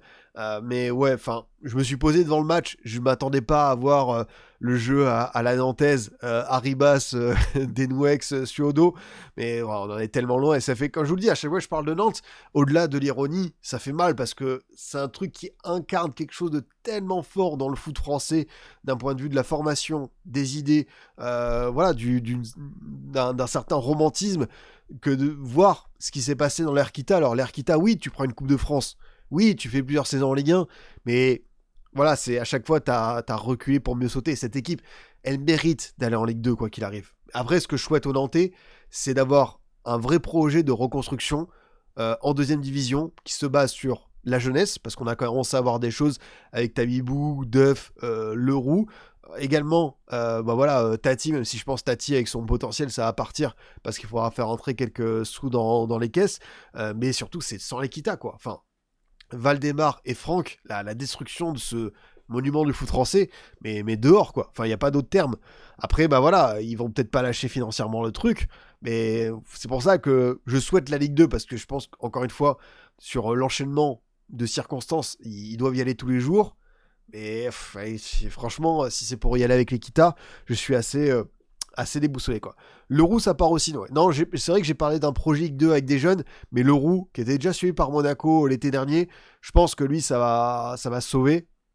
Mais ouais, t'as tout à reconstruire. Enfin, tu dois te réconcilier avec ton public, t'as pas d'idée au niveau du banc, t'as un effectif qui est tellement mal construit, t'as une direction qui sait pas où elle va, qui vire des personnes compétentes. Enfin, voilà, les gens qui ont décidé de saquer Castro, qui fait quand même des choses intéressantes avec les ventes en Liga, qui a fait voilà, un vrai bon passage à Dunkerque. On l'a laissé 3 mois et demi, puis ciao. Tout ça pour mettre Cantari, qui, voilà, bon consultant. Franchement, bon consultant. Mais quand t'as vu ce qu'il s'est passé à Valenciennes, notamment en National, tu savais que t'allais pas aller très loin avec lui, quoi. C'est... Après, il fait mieux qu'un certain Raymondé. On peut lui rendre ça. En même temps, tu me diras, c'était pas dur de performer davantage que l'immense Domenech. Le coach idéal pour vous, il y a une personne qui vote pour Titi Loré. Bravo du coup à Titi Loré qui a envie de se voir entrer le FC Nantes. T'as Pascal Duprat, 44%, et Derzac, 52%. Franchement, Derzac, on a déjà testé. Lui, il connaît Nantes. Ça peut être une idée, mais il s'est déjà fait pourrir par l'Equita. Hein. De mémoire, Derzakarian, il quitte le club après 2 ou 3 saisons en Ligue 1, le retour au début des années 2010. Et il fait un discours d'adieu à la Brigade Loire. Et Derzakarian, pendant qu'il fait son discours, le FC Nantes, du coup, la direction augmente la sono pour mettre plus de musique, histoire qu'on n'entende pas le discours de Derzac. Je sais pas si on se rend compte du niveau de dégueulasserie pour faire ça à un coach qui est quand même un emblème du FC Nantes, enfin joueur et coach, pour lui infliger ça. Alors est-ce que voilà, de l'eau a coulé sous les ponts et il est prêt parce que justement c'est un amoureux du FC Nantes de revenir pour cette mission ultime et de dire vas-y je vous aide à rester en Ligue 1 puis ciao. Moi je comprends que Derzac l'est mauvaise et qu'il puisse pas revenir, quoi. Ça parle pas de Dalloglio. C'est vrai qu'il y en a qui suggèrent un Orneland, un Dalloglio, quelques connexions stéphanoises. Mais ouais, Duprat, c'est celui que t'as pas testé. Puis en plus, il est aux grandes gueules du sport RMC, quoi. Il a la bougeotte, vas-y. Quitte à aller dans la caricature du coach pompier, pourquoi pas tester le bon Pascal. Mais enfin, ouais, ça ferait un 21e, 22e coach dans l'ère Kita. Et quand tu regardes, en plus, ce qui est toujours drôle, c'est les profils différents, quoi. T'as fait du Girard, t'as fait du Domenech, t'as fait du Cardozo, t'as fait du Conceição, bonne idée, t'as fait du Ranieri, t'as tenté des choses avec Castro, enfin... Et après, t'as fait du Chauvin, du Bob, du Derzac. Waouh, t'as tellement essayé de coach. T'as Gourvenec. Waouh. Will Steele, alors Cocoquin, je l'ai évoqué tout à l'heure, Will Steele, ils ont déjà voulu le faire après Castro, et il a dit non, après son échec de Southampton. Donc, je pense que ça ne se fera pas. Mais voilà, je pense qu'on a bien résumé la situation à Nantes. Ça sent pas bon pour la suite et force au Nantais parce qu'évidemment c'est les supporters qui sont en première ligne qui trinquent et ça sera pas évident pour eux. On va passer à ce petit Auxerre Strasbourg 0-0. Un bon point pris pour les Auxerrois, évidemment dans la quête d'un maintien, mais tu mets pas à distance un Nantes et un Metz. Je vais me répéter, hein, semaine après semaine, mais cet AJ Auxerre là n'a que 2 points d'avance sur Nantes et Metz, alors qu'il devrait en compter honnêtement 5-6 de plus par rapport à ce qu'on voit au niveau du jeu. Mais bon, voilà, c'est la réalité d'une saison où ça ne tourne pas dans ton sens, où tu manques de réussite offensivement, où Défensivement, t'as aussi eu tes lacunes par moment. Après, voilà, franchement, contre une équipe européenne, demi-finaliste de Coupe de France, une vraie bonne équipe de Ligue 1, qui a fait quand même tourner, hein, parce que, voilà, Panicelli Barco était sur le banc, qui se prépare à son 8e de conférence contre Rijeka, l'équipe croate. Je m'attendais à ce que Auxerre puisse peut-être aller faire un coup. Ils en étaient pas loin. Après, ouais, t'as eu quand même pas mal d'arrêts de Penders. Léon en sort aussi quelques-uns. Il y a des joueurs qui me plaisent bien côté Auxerrois. Tu vois, le Brian Oko, qui est arrivé de Suisse, de Lausanne cet hiver, un petit peu dans l'anonymat. Il fait du bien dans cette défense. Lui, pour le coup, c'est un joueur assez intéressant, pertinent. Double pivot, Owusu danois, assez intéressant, pas mal du tout.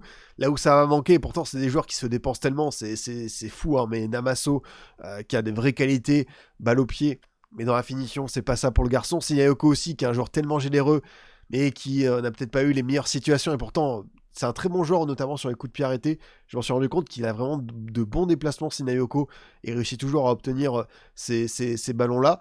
Maintenant, bah, tu vois, le numéro 9 qui leur manque tant, il était peut-être en face, hein. C'est David Datro-Fofana qui a été recruté cet hiver par Strasbourg, lui qui enchaîne un bon nombre de prêts de Chelsea, qui a fait l'Union Berlin, qui a fait de mémoire, il a fait quelle autre équipe? Il a fait Burnley, il a fait une équipe en Turquie, là il a été rappelé pour être finalement la doublure de Panicelli, comme t'as voilà, Emega qui a une blessure un peu longue durée, mais c'est vrai que on a vu jouer Datrofana, heureusement il est resté à Strasbourg. Ah, je peux comprendre, mais bon, je pense que c'est un garçon qui est un peu délicat, un peu difficile dans sa tête, parce que je crois qu'il n'était pas très content de partir de Turquie, il voulait aller à Auxerre, finalement on l'a envoyé à Strasbourg, donc ça peut être assez rude pour lui. Mais voilà, un Strasbourg qui, bon, en Ligue 1, garde une petite distance maintenant, hein, 8ème, 36 points, à 4 points de Monaco. Est-ce que Strasbourg finalement va pas être décroché dans cette course à l'Europe? Mais d'un autre côté, Strasbourg, voilà, on le rappelle, 8ème de conférence avec un tableau assez accessible et demi-finaliste de Coupe de France avec un match à venir à la maison contre Nice. C'est vrai que Strasbourg, ils peuvent se faire un petit doublé Coupe d'Europe, Coupe de France qui peut être assez sympathique. Alors évidemment, tout n'est pas acté, ils peuvent perdre sur les deux tableaux. Mais voilà, c'est vrai que de la part de Gary O'Neill, on a décidé de faire un petit peu de tournée sur ce match. Après, bah, la victoire contre Reims, où je pense que c'est légitime, hein, quart de finale à la maison contre une Ligue 2, t'envoies du lourd. On a vu Gessim Yacine titulaire, beaucoup moins fringant, beaucoup moins servi face à l'équipe rémoise.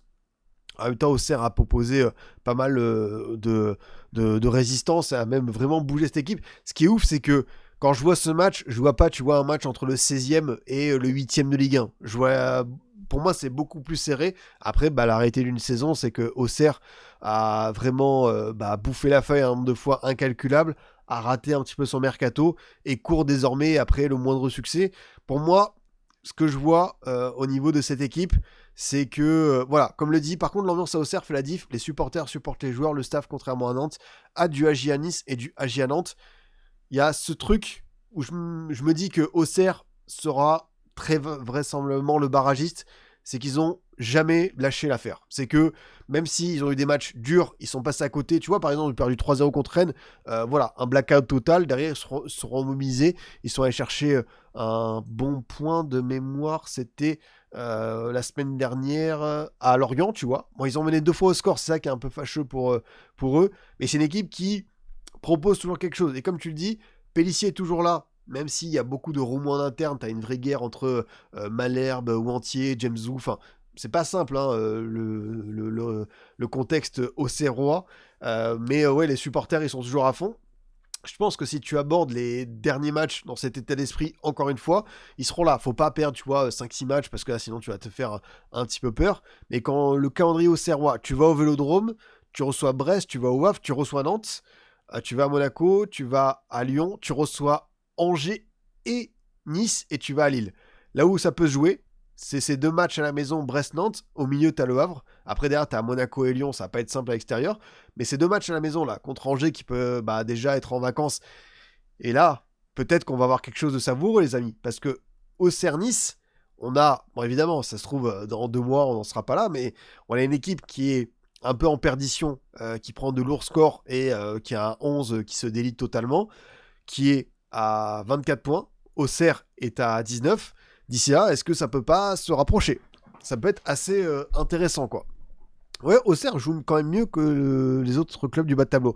C'est où je me dis que cette équipe, elle est quand même attachante parce qu'elle garde vraiment des idées. Enfin, il y a très peu de matchs. Il y a celui de Rennes, tu vois, mais il y en a très peu cette saison. Je me suis dit, ils se sont ratés totalement. À chaque fois, tu avais quand même ce truc de se dire, ah, ils sont pas loin. Ah, il y a quand même des occasions, il y a des situations. C'est juste qu'ils n'ont pas la finition d'un Ahmed Junior Traoré ou l'impact player que pouvait être un Gaëtan Perrin la saison dernière. Et en cas de barrage contre Reims ou Le Mans, la GA a toutes ses chances. C'est vrai que quelqu'un disait, ouais, faire un point de Ligue 2, ça peut être pas mal. Petit point Ligue 2 quand même, parce que Saint-Étienne est sur une série divine, mais Le Havre, pardon, 3. Je sais pas pourquoi j'ai cité Le Havre, mais je pense que j'ai vu un logo bleu, ça m'a sauté aux yeux. 3, 26 matchs, 51 points. Également Saint-Étienne, 26 matchs, et tu es à 49. T'as Le Mans qui a 44, donc premier barragiste. T'as Reims qui est là, qui joue demain contre Dunkerque, pas mal, hein, belle affiche de Ligue 2, et t'as le Restart, mais t'as aussi Rodez qui est sur une belle série, je crois, d'invincibilité depuis 14-15 matchs, t'as Annecy, t'as Montpellier, on sait jamais, donc c'est vrai que c'est assez, tu vois, en vrai, Pau, par exemple, ils sont qu'à 6 points du 5ème, ça peut être, je pense que les 3 là, c'est pas ceux qu'on aura à la fin de saison, ça va pas mal bouger, mais oui, évidemment, tu me dis, après Reims, je m'en méfie parce que c'est quand même une équipe qui a gardé beaucoup de joueurs Ligue 1, donc assez relou à jouer. Mais si Auxerre, tu vois, ils sont toujours dans ce truc-là et à la fin ils sont barragistes, je pense qu'ils peuvent s'en sortir, quoi. Après, voilà, on sait que Reims-Metz, par exemple, on se disait, bon, normalement, Reims, ça va le faire. Et finalement, ça avait été quand même un retour en situation. Les barrages, c'est quand même des matchs assez spéciaux, quoi. Reims jouera le 0-0. C'est vrai qu'on rappelle que Reims est sur 4-0-0 de suite. Donc attention à eux pour cette sanction. Et quelqu'un m'a parlé du calendrier de Nice qui pourrait être assez difficile pour les Niçois. Écoute, on va directement aller voir ça. Nice qui a 5 points d'avance sur Auxerre. Nice va à Angers, pas un cadeau. Reçoit le PSG, pas un cadeau. Va à Strasbourg, pas un cadeau. Reçoit le Havre, jouable, mais équipe qui peut t'embêter. Va à Lille, pas un cadeau. Demi contre Strasbourg, pas un cadeau. Et tu termines par... Alors, t'as un dernier match contre Metz. Normalement, si tu fais pas les cons, c'est 3 points. Mais t'as Marseille, Lens et Auxerre. C'est vrai que le calendrier de Nice, petit à petit... Après, voilà, si tu prends 6 points contre Angers et Le Havre, peut-être que tu peux avoir une bouée de sauvetage. Mais attention à ce que la bouée, elle rencontre pas un grand requin blanc d'ici là. Parce que là, je pense très clairement que cette 33e journée, on peut avoir une vraie finale de maintien, quoi. Je dis pas que ce sera comme le fameux Sochaux-Evian, qui est quand même un match qui nous a tous marqué, mais ça peut avoir son petit, hein, sa petite saveur. Le choc Marseille dans le derby. Franchement, après c'est Marseille, c'est vrai qu'ils ont perdu contre Nantes à la maison, mais là, contre ce Nice-là, on va y venir juste après pour Nice, ça va être assez intéressant. Nice à domicile peut perdre face à Metz qui n'aura plus rien à jouer. Franchement, vous imaginez les réflexions qu'on se fait sur le Nice qui pourrait perdre contre Metz, qui est une des pires équipes du 21e siècle en Ligue 1. Là, on est vraiment sur un effondrement total, quoi. Juste avant, on va aller sur le Toulouse-Marseille qui forcément était assez intéressant. C'était le match d'après, 3 jours suivant cette rencontre. Donc on avait du coup Abdelli qui a été envoyé en tribune. On avait Højbjerg, Kondogbia en double pivot. Pavard, Balerdi alignés ensemble en défense centrale. Peixao qui enchaîne. Timber devant avec Greenwood, Obama. Et voilà, enfin, c'est un match qui était quand même pas mal. Parce que on a vu un visage de l'OM. J'ai pas envie de dire la victoire, les 3 points à tout prix, mais il y a eu le but, inscrit par Greenwood, avec encore une fois un bon travail de Peixao. Franchement, Peixao, bravo à lui, parce que dans la période actuelle, qui est assez difficile pour son club, il montre de belles choses. J'ai l'impression que le jeu proposé par Habib Bey, avec beaucoup plus forcément de contre, d'approche, de transition, était une équipe qui a envie de presser, mais qui a peut-être pas les joueurs pour le faire à tous les étages. Peixao, lui, il a vraiment trouvé le truc qui lui correspond. Comme tu le dis, Doufre, la vraie bonne nouvelle, c'est que tu as peut-être récupéré Balerdi très très vite après l'échec du penalty contre Toulouse 3 jours avant. Pavard aussi, qui a été bon. Après, certains vont dire oui, Pavard à 600 000 € par mois, encore eux qui fassent un bon match depuis 5 mois. Mais voilà, je pense qu'ils avaient tous besoin, surtout ces deux-là, de se remettre la tête à l'endroit avec cette performance. Après, je vous invite à aller écouter la conférence de presse d'Habib Beye après ce match remporté contre Toulouse, qui est très intéressante parce que forcément il y avait aussi un contexte par rapport aux supporters. Voilà, l'OM ne va pas remporter de titre cette saison, encore une fois, 14 ans après. C'est vrai que c'est une déception immense pour ce que représente ce club, et avec un palmarès qui est quand même assez conséquent, surtout que là en Coupe de France, quand t'as plus le PSG, c'est un peu impardonnable. La banderole du parquage visiteur, vous êtes des merdes, avec une absence de célébration et d'encouragement, elle peut se comprendre, pour moi elle est légitime. Et Habib Beye, il a dit voilà, c'est le mot d'ordre, c'est l'humilité, se remettre à travailler, et on rajoutera, on reprendra ses supporters et le Vélodrome avec nous une fois qu'on commencera à avoir des victoires. On parle plus de contenu, et là c'est vraiment du résultat, du prisme, 3 points ou pas. Et même si moi je suis quand même un adepte de voir des propositions de jeu, ce qu'a montré l'OM au stadium, c'est pas dingue. Enfin, après le but et pendant une bonne heure, ils ont souffert. Toulouse a eu beaucoup d'occasions. C'est un match, on se dit l'OM, c'est pas évident, tu vois, d'être autant en souffrance, mais la période le veut, et t'avais cette priorité de prendre les 3 points. Et là, tu vois, au moment où on parle, l'OM est quand même 3ème de Ligue 1, récupère cette place pour la Ligue des Champions directement. On va s'en contenter. Mais Habib Beye, t'as raison, Beye est un as de la communication plus qu'à être un as d'entraîneur. Voilà, Habib Beye, on n'a pas encore la finalité de ce que ça représente comme coach, avec certaines propositions, certaines idées, mais qui méritent d'être à fructifier. Mais pour le coup, sur la communication, oui, on sait que c'est quelqu'un qui s'exprime bien. Et moi, je trouvais que, j'avoue, peut-être que je suis naïf, mais je trouvais que sa communication, tu peux pas lui reprocher de dire oui, les supporters, on le récupérera par cet état d'esprit. Voilà, c'est vrai que pour le coup, l'OM doit montrer au moins qu'ils sont prêts à, entre guillemets, mouiller le maillot, à terminer le short totalement rempli de boue. Enfin, on n'a pas vu ça sur tous les matchs. Et au moins sur cette rencontre, tu vois, je pense à certaines interventions de Wea, même Medina Medina il prend un jaune vite, franchement il s'est mis dans le dur. Voilà, le match de la charnière derrière, Kondogbia qui a été bon, Timmer qui sort blessé, diminué, mais moi j'ai bien aimé quand même son match encore une fois, et je pense que c'est une vraie bonne recrue à 4,5 millions d'euros. Alors il restait 6 mois de contrat, mais lui pour le coup, bâtir avec ce type de joueur à l'avenir, ça peut être intéressant. Mais ouais, le match de l'OM n'est pas dingue, hein. Il y a un manque à tous les étages, mais pour le coup, j'aime bien ce truc de se dire que voilà, on se remobilise immédiatement. Maintenant, bah oui, la saison, je l'ai dit sur hors-jeu, pour moi elle est flinguée, elle est foutue. Tu peux terminer en Ligue des Champions, c'est très bien, c'est l'objectif minimum, mais quand tu vois tout ce qui s'est passé cette saison, tous les enchaînements d'événements, la sortie prématurée en Ligue des Champions, cette Coupe de France, le 5-0 à Paris et certains résultats en Ligue 1 quand tu te fais rejoindre, et puis même, enfin, peut-être que certains vont dire t'es dur, mais quand tu vois Lens, et même ça a été le cas d'autres équipes, Lens à 56 points, pourquoi est-ce que l'OM n'est pas capable d'être à la place de Lens? Enfin, si Lens est capable de le faire, l'OM doit être en mesure aussi de talonner le PSG, et c'est ça qui manque quand même depuis pas mal de temps à l'OM, même si on sait que PSG, encore une fois, depuis une dizaine d'années, c'est dur de les concurrencer. Lille a été capable de le faire, Monaco a été capable de le faire, Monaco n'a pas été loin, Montpellier l'a pris au début, Lens l'a fait à 2 reprises. L'OM, une saison, doit quand même être capable de ne pas être largué totalement vis-à-vis du PSG. Donc j'espère que voilà, on aura ça une année, une saison. Mais sinon, oui, ce match, c'est encore un énième traumatisme, quoi. Enfin, ce qui s'est passé en Coupe de France, c'est dingue, quoi. 6 séances de tir au but perdues sur les 7 dernières, il y a un mal profond dans cette équipe, quoi. La saison 2021, va être là, c'était un régal. Ah bah de toute façon, la course au titre à 4 avec Paris, Lille, Lyon et Monaco, et tout le monde peut encore prendre le titre à 2-3 journées de la fin, c'est vraiment fou, quoi. Les supporters de l'OM ont eu 2 saisons en une, c'est juste fou. Franchement, le ressenti de cette saison, je pense même que c'est 3 saisons. Enfin, quand tu repenses à tout ce qui s'est passé, waouh, enfin vraiment, tu fais le fil, tu fais un livre, tu fais une série, ah c'est génial, quoi. Lance qui fait la saison dont on rêve depuis 14 ans, je suis abattu. Ah, voilà, t'as tout résumé, quoi. Carton rouge sur Kamandi, selon toi. C'est vrai que l'intervention sur Kamandi, ça peut se revoir à la VAR. Franchement, je suis d'accord avec toi. J'ai parlé d'interprétation d'arbitrage. Le tacle est assez violent. Il est par derrière.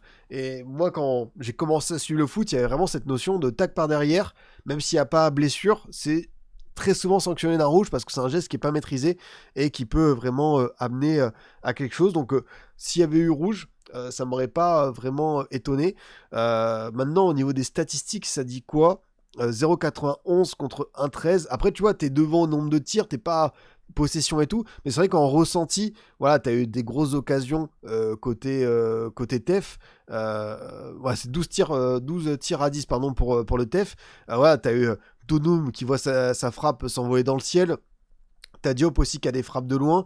T'as pas mal de tentatives toulousaines. T'as aussi les fameuses touches, les coups francs. Donc dommage que même Emerson qui est sorti remplacé par Hidalgo. Et Hidalgo qui dès sa première situation a une action, il devance je crois Balerdi ou Wea, il est pas loin de marquer. Donc voilà, Toulouse malheureusement, on a vu le classement, ça recule pas mal. Et là je pense qu'ils peuvent dire adieu à l'Europe via le championnat. Maintenant, ils vont tout concentrer sur la LDC, enfin la LDC, la Coupe de France, pardon.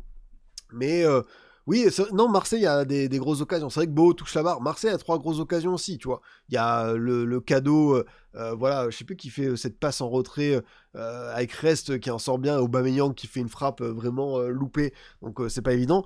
L'OM a eu des opportunités, a eu des situations. Il y a un contre à la fin au Peixao, l'envoie dans le ciel, qui est assez dur. C'est Caceres qui fait la passe en retrait, merci beaucoup. Mais Toulouse a fait franchement, collectivement, bon match, des intentions. Il a manqué, ouais, un petit peu plus de jugeote, de talent individuel par moment. Peut-être aussi d'énergie parce que tu as beaucoup dépensé sur le match de Coupe de France, hein. Tu reviens 2 fois au score, tu vas chercher ta qualif. Je pense qu'en termes d'émotion, tu as vécu un truc dingue mercredi. Et voilà, je pense que les supporters leur ont pas forcément voulu. Maintenant, bah, c'est un peu à pile ou face. Tu vas jouer ta saison sur cette demi contre un très bon Lens. Donc attention à ça. Mais voilà, c'est quand même une équipe qui, encore une fois, on peut voir à travers ce match. T'as la défaite, ok, mais j'aime beaucoup ça, quoi. Si tu devais nommer les 5 meilleurs joueurs UNFP de la saison, ce serait qui? Waouh! Franchement, tu sais qu'à cet instant de la saison, la question, elle est vraiment pas simple. Hein. Parce que franchement, les 5 meilleurs joueurs de la saison, là, parce qu'en plus, le PSG, ils ont eu pas mal de blessés, d'absents. Ça va pas être évident à détacher. Je mets quand même peut-être Vitinha, parce que la première partie, il est là. Dembélé, il a quand même ses stats, mais il en manque pas mal de matchs. Je mets Thauvin, Vitinha, Udol, Tolisso, Morton, Greenwood, Thauvin, Sangaré, après je sais pas, Souk, Sangaré, Niakate, 5 Lensois, Udol, Panicelli. Je dirais que Panicelli, meilleur buteur, ça se prend. Thauvin, je pense qu'il y sera. Sangaré ou Udol, t'as les deux, ils méritent tellement, c'est de la folie. Hein. Waouh. Ça va pas être. c'est tellement dur de trancher. Je pense que Greenwood y sera. Panicelli, Greenwood, Thauvin, Vitinha et peut-être Udol ou Sangaré. Je pense qu'on sera là, quoi. Comment la LFP va réussir à mettre 4 joueurs parisiens? Waouh. C'est vrai que autant l'an dernier, il y avait, tu vois, un peu une forme d'unanimité. Là, ça va être plus dur, quoi. Pagiste, c'est le mec qui veut qu'il y ait des gens de son club. Non, et par contre, meilleur espoir, après, non. Il est peut-être, en termes d'âge, mais un Arsène Kouassi, franchement, ça peut le faire, quoi. Mais ouais, si tu me demandais, là, cet instant présent, je pense que t'aurais Panicelli, mais en même temps, Barco, il mérite aussi, mais Panicelli, c'est fort. Panicelli, Greenwood, Thauvin, Vitinha, et Udol ou Sangaré, quoi. C'est pas évident. Mais peut-être Udol, parce que les latéraux, c'est pas chaud. Les 5 gardiens, tu sais que pour moi, je pense que t'as Risser, t'as, comment il s'appelle? T'as Risser, t'as Kofi, t'as Griff qui sera, je pense, dans les 3. T'as Tetres qui fait une bonne saison. T'as Mvogo qui est là. Rouli qui a fait 5 mois qui était pas mal, mais c'est dur depuis un moment. Samba qui revient bien. Ouais, les Parisiens, ça va être dur. Hein. Chevalier ou, ou Safonov, ça va pas être bien. Mais ouais, Penders qui se réveille. C'est là aussi, hein, les gardiens, tu vois, pour moi, t'en as 2-3 qui sont ok. Et sinon, derrière, ça va être chaud. Hein. Franchement, j'ai du mal à y croire. Mais en tout cas, bon débat. Hein. Franchement, les gardiens, les espoirs, même le 11 type, on se donnera un rendez-vous en fin de saison. Mais ouais, je pense que il va y avoir beaucoup de surprises. Couder, en vrai, il est bouillant. Il n'a pas joué assez dommage. C'est vrai que Couder, voilà, comme tu dis, il va lui manquer du temps de jeu. Mais ça peut le faire, quoi. On va y aller ensuite, les amis, sur la journée de dimanche. Hop, ça fait combien de temps? 1h18 de live. Voilà, on n'a pas encore évoqué les derniers matchs, mais évidemment, vous le savez, hein, ici, c'est le rendez-vous des bavards. Ici, on aime la Ligue des Talents, donc on va la raconter. Forcément, on a beaucoup évoqué Lens à travers les récompenses individuelles. On va évoquer Lens aussi avec leur victoire contre Metz. Comme je le disais, c'était le rendez-vous presque idéal, parce que tu pouvais revenir à un point du PSG, tu l'as fait, mais les 3 derniers matchs contre ces Messins-là, tu les as perdus. Donc, petite bête noire. Et tu t'es facilité la tâche, ça n'a pas été évident en première période, avec quelques occasions loupées par Edouard, des bons mouvements. Il fallait aussi récupérer aussi de cette charge émotionnelle de la qualification en Coupe de France au tir au but contre l'OL. Mais voilà, à partir du moment où ça a bien déroulé, moi ce qui me plaît sur les 4 buts, les 4 buts, il n'y en a que 3, désolé aux Messins, mais sur les 3 buts, tu vois vraiment une patte collective, tu vois que ça joue à une touche de balle, tu vois des mouvements qui sont fluides, avec Thauvin qui va décaler Thomasson qui centre pour Edouard, la remise pour Abdoulhamid. Enfin, sur ce but-là, l'ouverture du score, t'as 4 gestes, 4 joueurs qui font tout très très bien, de manière parfaite, et à la fin, la reprise d'Abdoulhamid, elle est quand même très belle, hein, franchement, c'est là où tu dis que Lens, tu as quand même quelques blessés, hein. Faut pas non plus négliger. T'as Masuaku du coup qui a pris son carton rouge parce qu'il a été un peu trop véhément contre l'arbitrage mercredi. Sinon, bon, t'as des joueurs, on va dire, secondaires comme Gertner et qui est Antonio. Sinon, t'as Gradit qui était titulaire, Baidou ultra titulaire, Aguilar titulaire, Saïd titulaire et Saint-Maximin qui était ton joker. Donc, tu vois, t'as quand même des petits blessés.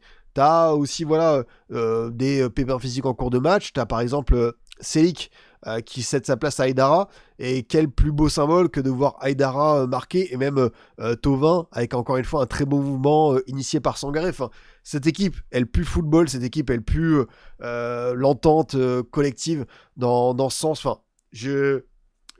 Pierre Sage est un coach que j'apprécie déjà beaucoup à Lyon pardon.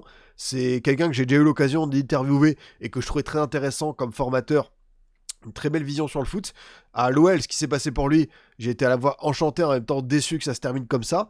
Et je sais pas si on se rend compte de tout ce qui se passe de merveilleux pour les Lensois, quoi. C'est de la folie. Là, on va leur dire, t'es à 1 point du PSG, à 1 point du titre, 18 victoires en 25 matchs. C'est bluffant. Cette équipe a un rythme qui est quand même assez génial. Ils ont levé toutes les possibilités, et ils sont en train peut-être d'aller au bout d'un doublé coupe championnat, ce qui serait quand même retentissant. Et au global, on va aussi prendre du recul, mais Lens, depuis son retour en Ligue 1, j'insiste, mais les supporters doivent tellement kiffer. T'as vécu les saisons sous Francaise avec du beau jeu, t'as eu des 7ème places, mais t'as aussi eu cette 2ème place où ça a été formidable avec Openda, Seko Fofana. T'as eu la Ligue des Champions, t'as eu l'émotion d'un grand succès contre Arsenal. Ok, l'année Switty n'était pas à la hauteur, mais juste derrière, hop, tu prends Pierre Sage et ça s'enclenche de nouveau avec une équipe qui va retrouver avec des champions, avec des joueurs où tout se passe bien, jeunes comme Gagnou. Voilà, c'est son 14e, 15e match de Ligue 1. Jusqu'où peut aller ce garçon? Je me demande. Hein. En même temps, je me pose la question, est-ce qu'il va pas vivre une sorte de Kuzanov, à savoir que cet été, il y aura peut-être des gros offres pour lui, parce qu'il montre tellement de bonnes choses avec un échantillon assez raccourci, dans l'intérêt du club et de sa progression, parce que oui, on peut voir 2-3 sautes de concentration à l'image de la passe pour Paichi la semaine dernière, mais ce garçon-là peut partir pour une très très belle somme l'été prochain, je serais pas surpris. T'as donc ce mélange de jeunesse, t'as les recrues où ça tombe tellement bien, Udol, Sangaré, Baidou, on va pas l'oublier parce que très très bon début de saison, Risser derrière, qui a aussi son petit moment contre Monaco, mais c'est pas grave, c'est un jeune gardien. Risser, il a 21 ans.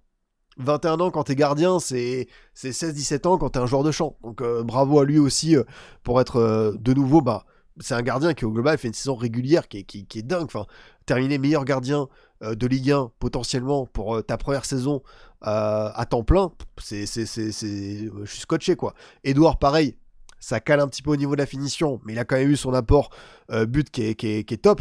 Il y a certains joueurs où c'est encore mieux, je vais pas dire mieux, mais j'ai même pas parlé de Thauvin comme recrue parce qu'il symbolise tout ça, mais les cadres, les tontons quoi. La saison de Malang Sarr qui va atterrir avec la sélection sénégalaise en vue de la Coupe du Monde, pareil, le vivier du Sénégal pour... en plus, ils vont croiser la route de l'équipe de France, mais tu fais Koulibaly, le capitaine, Moussa Niakhaté, Mamadou Sarr, Nomel Mendy, Malang Sarr, Ousmane Diao, Aruna Sanganté, c'est juste fou. Thomasson, meilleur passeur de Ligue 1, qui était un milieu offensif de base, qui s'est tellement bien reconverti dans ce double pivot, avec un nombre de kilomètres, je sais pas s'ils ont la stat du nombre de kilomètres parcourus, mais il est dans tous les bons coups, enfin, XXXL, à 32 ans, c'est sa meilleure saison, enfin, je trouve dans le jeu, c'est là où il me régale le plus, c'est admirable. Wesley Saïd, pareil, qui fait sa meilleure saison d'un point de vue statistique, enfin, voilà, je sais pas comment la décrire, mais cette saison, elle est parfaite, quoi. Enfin, je pense que c'est la saison pour tous ceux qui n'ont pas goûté voilà, au titre, qui n'ont pas eu ces sensations-là depuis un moment. C'est la saison dont on rêve tous, et les Lensois sont en train de la vivre, donc kiffer jusqu'au bout, parce que c'est trop fort, quoi. Malang Sarr va jamais jouer avec le Sénégal. Alors, figure-toi que normalement il va être appelé. Hein. Alors c'est un faux foot mercato, il faut que ce soit confirmé, mais ça va être convoqué par notre ami Paptio. Mais voilà, le match a très très bien tourné pour eux encore une fois, contre un Metz prenable. Mais voilà, c'est toujours ne pas être dans la suffisance. Aller au bout des actions, et voilà, but d'Abdoulhamid, le piston remplaçant, but d'Aïdara qui rentre 5 minutes après, Thauvin qui marque, enfin, à chaque fois t'as des histoires à raconter sur chaque match qui est pas mal, quoi. J'aimerais bien voir Gagnou sous flic, ça pourrait être intéressant niveau relance, vitesse, ça peut convenir au style de jeu. Alors c'est vrai que être défenseur sous flic c'est un métier à part, mais ça peut aussi avoir son... Je vois ce que tu veux dire, mais... Après, de toute façon, Lens, ils vont arriver à un moment clé, c'est qu'ils doivent garder une équipe compétitive, donc forcément, il y aura peut-être des offres impossibles à refuser. Par exemple, voilà, je vois, tu me le dis, Victor, Sangaré, 50 millions, oui, on sait tous que Sangaré, je suis le directeur sportif de Bournemouth, je suis le directeur sportif de Brighton, là, mon rôle, c'est juste de faire la meilleure offre par rapport à mes concurrents pour Sangaré. Mais on va voir, hein, parce que forcément, quand tu reviens en Ligue des Champions, t'as pas envie non plus de sacrifier tout ça, mais dites-vous que ces joueurs vont partir, vont être remplacés. Après, on a vu, hein, ça a été difficile de remplacer Kofana, ça a été difficile de remplacer Openda. C'est toujours des questions délicates. Mais quoi qu'il arrive, revenir en Europe quand t'as fait cette intersaison et tout s'est bien enclenché, ouais, c'est génial. Et quand je dis revenir en Europe, c'est par la grande porte. Et alors là, si tu fais le doublé coup championnat, c'est encore plus fou. Bon, côté Messin, on a rendu les armes. Hein. Après, encore une fois, hein, c'est... Rien n'est fini totalement, hein, parce que t'es à 6 points de la JOCR, mais bon, on a l'impression que ouais, t'as pas gagné depuis très très longtemps, t'es sur une dynamique terrible, il y a certains joueurs, voilà, enfin, il y a des choix, et pourtant, tu vois, il y a Bounassar qui a pas joué depuis 2 ans et demi, qui est titulaire et qui est pas, tu vois, le plus intéressant, t'as le petit Beïv Moulongo au milieu de terrain qui fait des choses, après voilà, Fodé Ballo-Touré titulaire en 2026, c'est vraiment pas évident, maintenant, bah voilà, c'est quoi le projet à Metz? On va repartir en Ligue 2, mais est-ce qu'on va faire encore la même chose? Être trop fort pour le championnat? Revenir en Ligue 1 avec pas assez d'armes? Il va falloir que ce cycle infernal, parce qu'il y a eu des saisons sous Antonetti Oignon où ils étaient restés, il y avait des bonnes choses avec Farid Boulaya, tout ça. Là, pour le coup, c'est quand même... c'est un long chemin de croix. C'est une des équipes, comme je le dis, hein, c'est pas contre eux, hein, mais les plus faibles que j'ai jamais vues à ce niveau-là. Et voilà, tu peux... Parce que Lens loupe certaines occasions, je peux faire illusion pendant 30-35 minutes, mais une fois que ça s'enclenche, c'est dur. C'est dur à tenir pour cette équipe, quoi. On va aussi évoquer évidemment une autre équipe pour laquelle c'est dur en ce moment. C'est Nice. Nice qui a totalement plongé, coulé. Les 30 premières minutes contre cette équipe rennaise. Et bien sûr, on va aussi valoriser ce stade rennais version francaise parce qu'il y a eu la victoire de Monsieur Tambouré contre le PSG et ce succès 3-1 qui était admirable. Mais là, francaise, 3 matchs, 3 victoires. Et surtout un 11 qui est en train de très très bien s'installer. En attendant, voilà, certains retours, notamment Jérémy Jacquet. Je pense à forcément voilà, le 4-2-3-1, là ils mettent en 4-3-3, mais c'est plus le 4-2-3-1 avec le double pivot Camara Rongier, label 100% Ligue des Talents et très très bon. Le match de Rongier cet après-midi, incroyable, franchement, il a été dans tous les bons coups. Simanski aussi, j'ai adoré, franchement, c'était le joueur qu'on voulait voir à Rennes pour justement être le 10, le gars qui allait faire cette liaison entre tous les secteurs, et bah il a fait un top match, et en plus il est récompensé d'un but dévié, un petit peu chanceux, mais voilà, ça va le mettre en avant. Puis le Paul qui a 14 buts cette saison, bah voilà, hein, top 3 buteur Ligue 1, c'est pas rien pour lui, sur Ligue 1+, il le rappelait, hein, ce joueur était en national il y a 2 ans et demi, donc c'est quand même une trajectoire qui est assez folle. On a aussi Altamari, Nordin, les deux ailiers où ça se connecte bien, où tout le monde est à sa place, et derrière, ouais, Brassier-Rouault, c'est pas mal. Après, bon, là, il n'y a pas eu vraiment d'adversité, parce que en face, bon, il y avait un petit peu le néant. C'est vrai que le penalty de Le Paul qui a pas voulu aggraver. Alors, Situation très étrange, parce que je sais pas si vous avez regardé le match, il y a donc ce penalty de Le Paul qui est repoussé par Diouf, et on a Altamari qui rentre de la surface pour mettre une tête, et on se dit, bon bah c'est bizarre, il marque, mais finalement c'est refusé. Est-ce qu'on doit pas retirer penalty, parce que Altamari est rentré dans l'arc de cercle, mais quand tu rentres dans l'arc de cercle directement, pas sur les côtés, bah, c'est sanctionné d'un coup franc direct. Donc l'arbitre a pris la bonne décision. J'ai demandé à... j'ai quelques collègues copains de l'arbitrage pour être sûr. Donc voilà, ici on est sur une émission sérieuse de fact-checking. On va débunker les fausses informations. Et je suis allé voir, Altamari a commis une faute qui est... C'est dommage parce que forcément tu te dis, bon, bah normalement c'est penalty à retirer. Mais ouais, le cercle compte, hein, mon cher Yannou. Donc attention à ce niveau-là. Mais ouais, Rennes, écoutez... ils sont en train de faire un truc un peu en boulet de canon. Jusqu'où peut aller cette équipe? Est-ce qu'elle serait prête pour la Ligue des Champions, ou est-ce qu'elle doit pas être plutôt une très belle équipe ambitieuse en Europa League? À voir. Bien sûr, si termine top 4, impossible de le refuser. Mais voilà, si Rennes va sur un top 4, voilà, faut passer devant l'OL, faut passer devant Monaco. Par exemple, j'attendrai beaucoup de cette équipe, qu'elle prépare très bien ses tours préliminaires. Enfin, je pense qu'il y a quelque chose à faire avec Francaise, qui lui aussi a un rendez-vous un peu manqué avec la Coupe d'Europe depuis pas mal de temps. Mais ouais, franchement, le niveau de cette équipe... Après, voilà, certains vont dire, tu dis ça parce que c'est Nice en face, mais non, ils ont détruit Auxerre. La semaine dernière, contre Toulouse, ça gagne d'un seul but, mais ils ont fait la victoire nécessaire.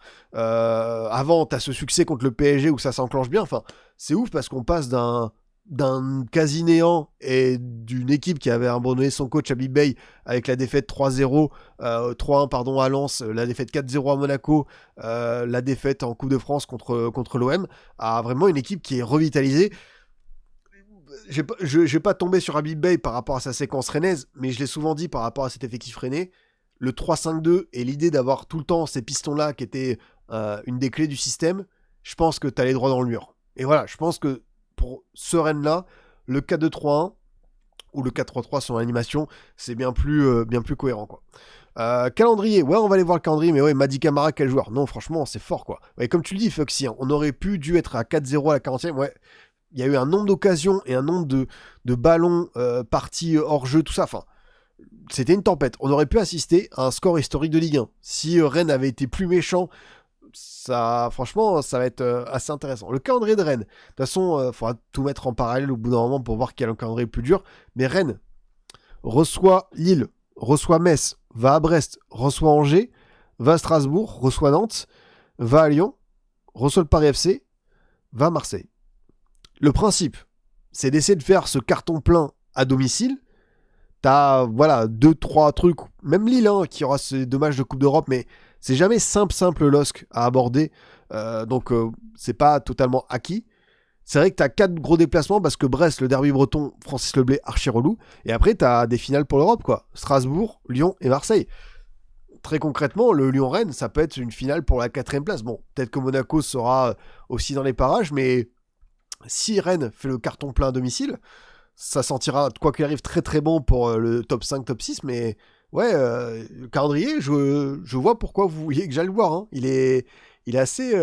il est sympa, il me plaît bien, quoi. Donc non, bravo à Rennes, parce que cette équipe en ce moment, voilà, elle est cohérente, ça tourne bien, il y a des joueurs qui sont à un niveau individuel exceptionnel. Rongier, Camara, ça fait super plaisir. Simanski, je le découvre de plus en plus, et c'est un joueur qui fait beaucoup de bien. Le ratio de Le Paul, Altamari, Nordin qui ont leur rapport. Donc non, c'est vrai que cette équipe, sous Francaise, on va attendre un peu plus à chaque fois de voir cette patte, mais ouais, je pense qu'il a récupéré l'équipe au bon moment, et sur ce sprint final, ça peut faire des dégâts, parce qu'en face, justement, des dégâts, oh là là, il y en a. Alors là, ce Nice version Claude Puel, depuis leur victoire à Nantes, t'as eu voilà, les succès en Coupe de France, Montpellier, Lorient tir au but. Mais en championnat, ça fait un moment que c'est en perdition, qu'on retrouve plus, voilà, notamment je pense à certains absents qui leur font mal, comme Eli Wahi, qui a été recruté, voilà, pour être le neuf qui leur manquait tant après le départ de Mofi, et malheureusement, il y a ce pépin physique. Il y a pas mal de Niçois qui me disaient, notamment en vue de la demi-finale de Coupe de France contre Strasbourg, ouais, il y a quelques absents qui vont faire leur retour, donc Moïse Bombito, Abdelmomen, t'as Johnson qui est un scam absolu, t'as peut-être Ali Abdi Wahi, c'est un peu petit à petit, tu vois, t'as aussi Youssouf Ndaye Chimier qui est revenu sur le banc. En attendant, enfin, quelle faiblesse, quoi. Enfin, vraiment, ils se sont fait rouler dessus, ils ont pas existé. très très compliqué. Alors t'as voilà Sanson qui avait marqué sur le but un but sur une passe de Shaw, mais Shaw était parti hors jeu. Sanson qui a raté aussi une belle occasion. Mais ouais, là ça commence un petit peu à sentir mauvais. Est-ce qu'on voilà, t'as pas eu 2-3 victoires de répit pour sortir la tête de l'eau, mais je crois que t'es à une victoire sur les 14 derniers matchs de Ligue 1. Donc c'est quand même assez terrible. La prestation de Puel est immonde dans l'animation tactique. Ouais, bah après, voilà, enfin, tu vas chercher Claude Puel en 2026. Je vais pas dire qu'il est dépassé parce que beaucoup de respect sur lui, mais ouais, dans la stratégie actuelle d'Ineos, cet effectif qui est à la fois meurtri de l'Europa League et qui a la tête totalement enfoncée, ça va être tendu quoi. Nice ça va se sauver, mais c'est relégué saison pro. De toute façon, s'il se sauve là, c'est la vente du club. On sait que Ineos pourrait écouter certaines offres à c'est quoi. Je sais qu'il y a des Niçois dans le chat. C'est quoi la somme exacte? C'est 50 millions d'euros. Tu vois, ça peut être intéressant à récupérer, mais ouais, tant que pour moi c'est pareil, enfin c'est dans un autre registre que l'Equita, mais tant que tu tournes pas la page Ineos, tu iras dans le mur quoi qu'il arrive parce qu'ils s'en foutent totalement. Nagida j'aime beaucoup, très intéressant, lui ça fait partie des joueurs qui ont récupéré du temps de jeu, parce que là t'as Frankowski qui est blessé, et t'avais Altamari en piston pendant un temps, mais là Nagida à droite c'est vraiment sérieux, et en plus on parle d'un joueur qui avait fait la CAN, donc vraiment ouais, on le met en avant, c'est pas mal quoi. 60 millions, 70 millions, bon bah voilà, ça partira aux alentours de 50 millions cette histoire, et ouais Nice, faut commencer à regarder peut-être le calendrier un peu plus attentivement, parce qu'on avait dit on mettra ça en parallèle avec la GIA, mais ouais, il y a pas mal de matchs où pour prendre des points, faut falloir serrer les dents quoi. Parce que là, tu vas à Strasbourg, tu vas à Lille, tu reçois le PSG, tu reçois Lens, tu vas à Marseille, t'as cette finale du maintien contre la GIA. Alors là, ouais, si tu fais 9 sur 9, Angers, Le Havre, Metz, pourquoi pas, mais dans l'état actuel, qui voit cette équipe aller prendre les points dans l'enfer de Raymond Kopa? Oh putain, c'est vrai, il va falloir qu'on ouvre un débat un jour sur ce match du samedi 19h. À chaque fois, t'as l'impression que c'est... J'ai rien contre ces équipes-là qui jouent dans ces créneaux, mais à chaque fois, t'as l'impression que c'est la sieste. Et le nombre de matchs un peu bourbiers qu'ils envoient sur ce créneau, je pense qu'il faut le déguerpir parce qu'il a pas trouvé son truc, ce match du samedi 19h. Mais alors, ce Angers-Nice, je vois tellement le 1-0... but de but de Koyalipou sur un coup franc de Vandenboomen. Ouais, c'est vrai que ça peut commencer à mal tourner pour les Niçois. Et là, très clairement, ouais, c'est une défaite t'as un peu abandonné ton public. En plus, voilà, t'as les fameuses banderoles, bon, pour provoquer les Rennais. Les banderoles, ils avaient pas non plus un gros punchline, quoi. Donc, attention. Ouais, le 0-0 à GIA Strasbourg, en plus, c'était pas un mauvais 0-0, mais souvent, j'avoue que pour avoir vu pas mal de matchs dans ce créneau-là, c'était pas dingue, quoi. Donc, bravo à Rennes, et attention, immense alerte rouge pour ces Niçois, parce que Auxerre peut vraiment gratter ces points qui leur manquent, quoi. Parmi les candidats à la course à l'Europe, peut-être que nos amis lillois vont regretter cette fin de match contre peut-être le prix UNFP du but de la saison, peut-être le prix Puskás 2026, Arthur Avom, ce diable d'Arthur Avom qui envoie vraiment aller voir le but. Je crois que Ligue 1 Plus l'a encore mis sur ses réseaux. Reprise de volée en reculant, 30 mètres, pleine lucarne, où il lobe quasiment Berkehauser, il le niche dans le coin gauche. C'est le but. Fallait pas plus, incroyable, et c'est pas la première fois que les Orientais mettent des buts de fou, parce que Kouassi en avait mis un également, le coup franc contre Nantes qui a été élu plus beau but du mois de février. T'avais Pagis qui avait mis des petites des petites douceurs dans la lucarne. J'ai souvenir d'un très beau but de Noah Kadiou contre Nice à la dernière minute. Et ouais, le but de... Tu me dis que Avom, son but, il est à 0-0 indique G. Ça m'intéresse, ça. Hop. Le but, hop, est-ce qu'on va l'avoir, celui-ci, hop, 0-0-2 Dick G. Ah, c'est quand même beau, hein. Franchement, en plus tu m'étonnes parce que le but il a aucun sens, mais il vient récompenser une saison, même si forcément tu vas avoir ce regret de ne pas avoir battu à la maison un Nice prenable en Coupe de France. Mais bon, tu as eu ce carton rouge de Paulo Pagis qui en plus a eu une commotion cérébrale, donc il était absent. Voilà, tu avais quand même des joueurs qui manquaient à l'appel.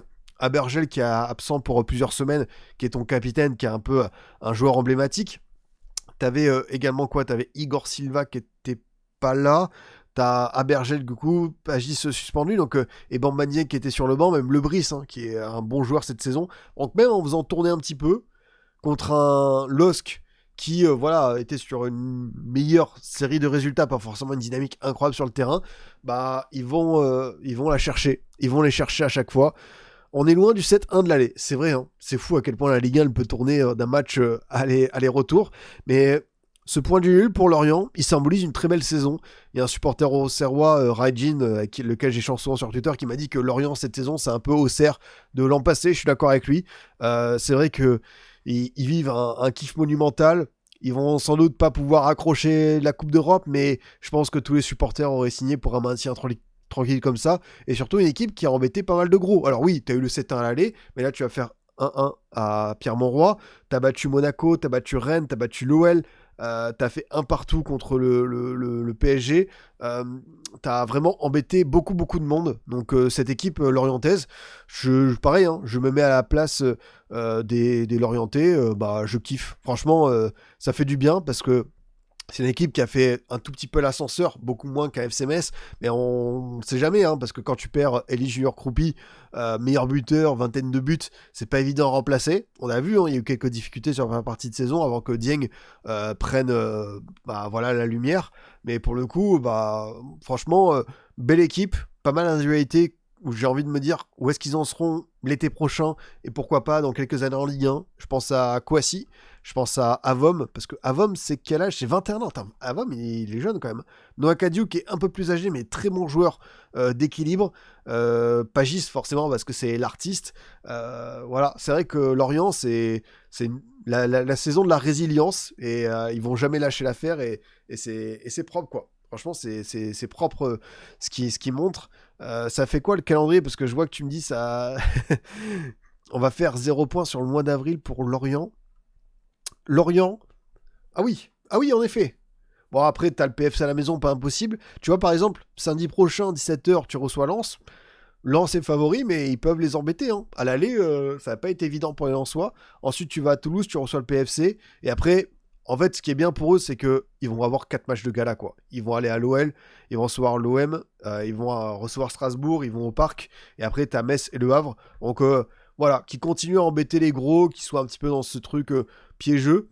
Et je pense qu'ils ont réussi à trouver, avec Pantaloni, et ce mercato et cet effectif Ligue 2 où il y a des joueurs qu'on prouvait, je pense qu'ils ont vraiment bah ouais, je leur tire mon coup de chapeau parce que au début de saison je les voyais plutôt barragistes, mais je pensais pas qu'ils seraient aussi loin de la zone rouge, donc chapeau à eux. Franchement c'est propre, quoi. C'est vrai que le calendrier il est dur. Alors si on parle de calendrier dur pour le LOSC, là c'était peut-être les 2 points supplémentaires à aller chercher, avec Fernandez Pardo qui marque sur une très très belle passe de Mentaleb. On s'était dit bon, ils ont fait le plus dur contre ce bloc l'orienté qu'il fallait un peu déverrouiller. Voilà, 58% de possession, 0,51 d'XG contre 0,45. Très clairement, on n'était pas sur, sur un France-Espagne 4-5. 12 tirs contre 9, mais seulement 2 tirs cadrés pour les Lillois. Avec Giroud qui était absent, petite blessure de dernière minute, je crois, malade, peut-être préservé pour justement Aston Villa. Voilà, comme je le dis, Lille s'est remis un peu la tête à l'endroit avec notamment cette qualification contre l'Étoile Rouge en prolongation, le succès contre Nantes à dernière minute, mais on sent que c'est une équipe qui n'a pas totalement voilà, pensé ses plaies de l'hémorragie qu'on a vu en janvier avec toutes ces défaites et surtout une absence de jeu où il y a vraiment eu un abandon. Donc on va se poser bonne question. Là, tu avais une approche de la part de Genesio où tu blindais un peu plus le milieu de terrain avec et André et Bentaleb et Boadi. Est-ce que voilà, il n'y avait pas un de ces joueurs-là à sauter? Même si je suis d'accord, hein, Correa, très bonne. Voilà, très bon démarrage en Ligue 1, mais depuis plusieurs mois, c'est dur. Est-ce que tu pouvais pas mettre un Djouma, un Diaoun, un profil un peu différent? Peut-être que je suis un peu trop ambitieux. Mais oui, Haraldsson, certains m'ont dit, c'est vrai que c'est dur depuis un moment pour Haraldsson. Franchement, c'est compliqué, hein. Waouh, ça va pas être évident dans ce sens, mais ouais, Haraldsson, c'est 3ème saison. Normalement, c'est celle de la maturité un peu plus, et on en est loin. Après, c'est un joueur, tu sais qu'il est capable de bien mieux, donc tu vas continuer à faire confiance. Mais au global, sur ouais, le rapport attente et résultat sur le terrain, c'est pas évident. Donc LOSC se complique un peu la tâche. Après voilà, tu restes dans la zone qu'il faut pour accrocher l'Europe à la fin. t'es sixième, mais attention, parce que là, ça va commencer Waouh! Là. Où ça commence à devenir tendu. Parce que là, t'as 2 fois Aston Villa. On rappelle qu'Aston Villa est pas dans la meilleure période de sa vie. Aston Villa, je crois que c'est une victoire sur les 7 derniers matchs. Leur dernière sortie, c'est une défaite à la maison 4-1 contre Chelsea. Donc, Aston Villa n'est pas non plus l'ogre qui va arriver avec le plein de confiance, l'équipe qui a très très bien tourné fin d'automne, début d'hiver, mais voilà, même contre ce LOSC là, ils sont quand même pour moi favoris, on va pas inverser les rôles. Ensuite, c'est vrai que là, tu vas faire en Ligue 1 Rennes, déplacement à Marseille, et ensuite, juste après la trêve, t'as ce derby contre Lens, et après, c'est vrai que t'as peut-être des matchs qui vont être un peu plus abordables pour ton sprint final vis-à-vis de l'Europe, avec tu vas à Toulouse, tu reçois Nice, tu vas au PFC, tu reçois Le Havre, tu reçois la GIA, et entre-temps, t'as Monaco qui va être assez relou. Faudra voir où est-ce qu'ils en sont après le derby. Est-ce que c'est un 0/9 et là, bah, ça peut être très compromis, ou est-ce que, comme c'est Lille et qui est capable vraiment, on sait que des fois, ils aiment bien se sublimer contre les gros, mais bon, des fois, ils ont aussi leur absence. Pas évident de savoir comment jauger ce LOSC, mais ce qui est sûr, c'est que ouais, tu cales à un moment donné où tu devais prendre un peu plus d'épaisseur, quoi. Donc attention à ces Lillois. Mais voilà, curieux de voir la compo que va mettre Genesio. Après, voilà, c'est huitième de Coupe d'Europe contre Aston Villa, c'est des moments à part, c'est un peu prestigieux. Le Lille a besoin aussi d'avoir un peu plus de vécu européen, de faire des parcours. Ouais, s'ils sortent le grand jeu contre Aston Villa, on sait que Pep, il attend ça, donc à voir. Rappelle-toi le calendrier Lille avec la phase de LDC l'année dernière, on les voyait morts, Genesio et Brick aura des chocs, plus rien ne me surprendra avec lui. C'est vrai, après Genesio il a fait un truc dingue, mais c'était aussi un LOSC qui avait bah, voilà, les très bons résultats du boulot de Fonseca. Là c'est plus le LOSC de Genesio, et on peut voir malheureusement, comme souvent sur les deuxième, troisième années de Genesio, quelques lacunes, mais bon, la saison n'est pas terminée, t'as quand même, tu vois, cette Coupe d'Europe et aussi cette Ligue 1. Après, tu vois, pour moi, même si Rennes est sur une très bonne série, ils sont capables d'aller faire un résultat là. C'est une équipe qui sait être surprenante. Après, elle a joué aussi de malchance avec forcément la grosse blessure d'Igaman. Et Mbappé qui était pas mal. Sarawi pour proposer autre chose sur le front de l'attaque. Maintenant, on va voir. On va voir pour ça. Dernier match à évoquer, les boss. Avec ce Brest-Le Havre. Que dis-je, le Liverpool du Finistère qui n'en finit plus de surprendre. Parce que là, Brest, ils sont sur une série qui est quand même assez savoureuse. Brest, ça fait du coup... ils ont perdu contre Toulouse fin janvier, sinon c'est 2-2 à Nice, victoire contre Lorient 2-0, un partout à Lille, victoire 2-0 contre l'OM, 1-0 à Metz en étant réduit à 10 pendant 70 minutes. Et donc ce succès 2-0, voilà, bah, très très bien pour... Ouf, la stat pour les Havrais, direct, elle fait mal au crâne, 14 tirs, 0 cadré. Malheureusement pour Le Havre, on sait que la finition par moment, c'est ce qui peut leur échapper.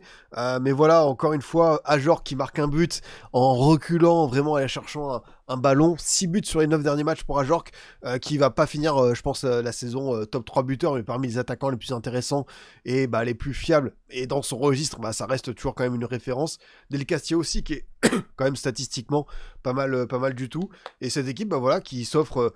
bah, une fin de saison bonus. Enfin, quand t'es Brest, on le rappelle, hein, Brest, c'est pas le plus gros budget, c'est pas voilà, le plus grand nombre de saisons référentes en Ligue 1, mais être 9ème pour eux, c'est génial. Enfin, Brest n'est qu'à quelques points de l'Europe. Alors, voilà, il faudrait en donner plus pour aller accrocher ça, mais quand tu vois la dynamique, là maintenant, t'es en mode plus rien à perdre, et pour eux, bah, je pense que c'est un giga bon bonus. Voilà, on a parlé tout à l'heure, je dis pas que c'est des copier-coller, mais entre Magnétier et Chotard et Rongier Camara, t'as peut-être les deux petits frères, mais c'est quand même un milieu de terrain fiable de Ligue 1 à cette échelle-là. Ça fait quand même quelque chose de savoureux. Couder qui enchaîne un petit clean sheet. Alors bon, là pour le coup, on a vu qu'il n'y avait pas forcément eu de tir. 0 arrêt, 0 dans la surface. Bon, le jeu, la distribution, un peu aléatoire, mais ouais, 3 relances, 2 sorties aériennes, 7 récupérations. Donc au moins ça a fait le job, c'est toujours aussi concentré dans ce sens. Et non, enfin, moi je l'ai dit la dernière fois sur hors-jeu il y a 2 semaines, ce que fait le duo Roy-Lorenzi à l'échelle de la Ligue 1, renouveler cet effectif, les challenger, aller chercher des bons petits coups sur le mercato. On a découvert Daouda Guindo, là c'est Junior Diaz qui s'épaissit un peu plus. On a également, tu vois, Dina Mbimbe, c'était une bonne idée d'aller le chercher. Voilà, enfin c'est une équipe, même Labo Lascari, qui rentre en jeu, ça exactement.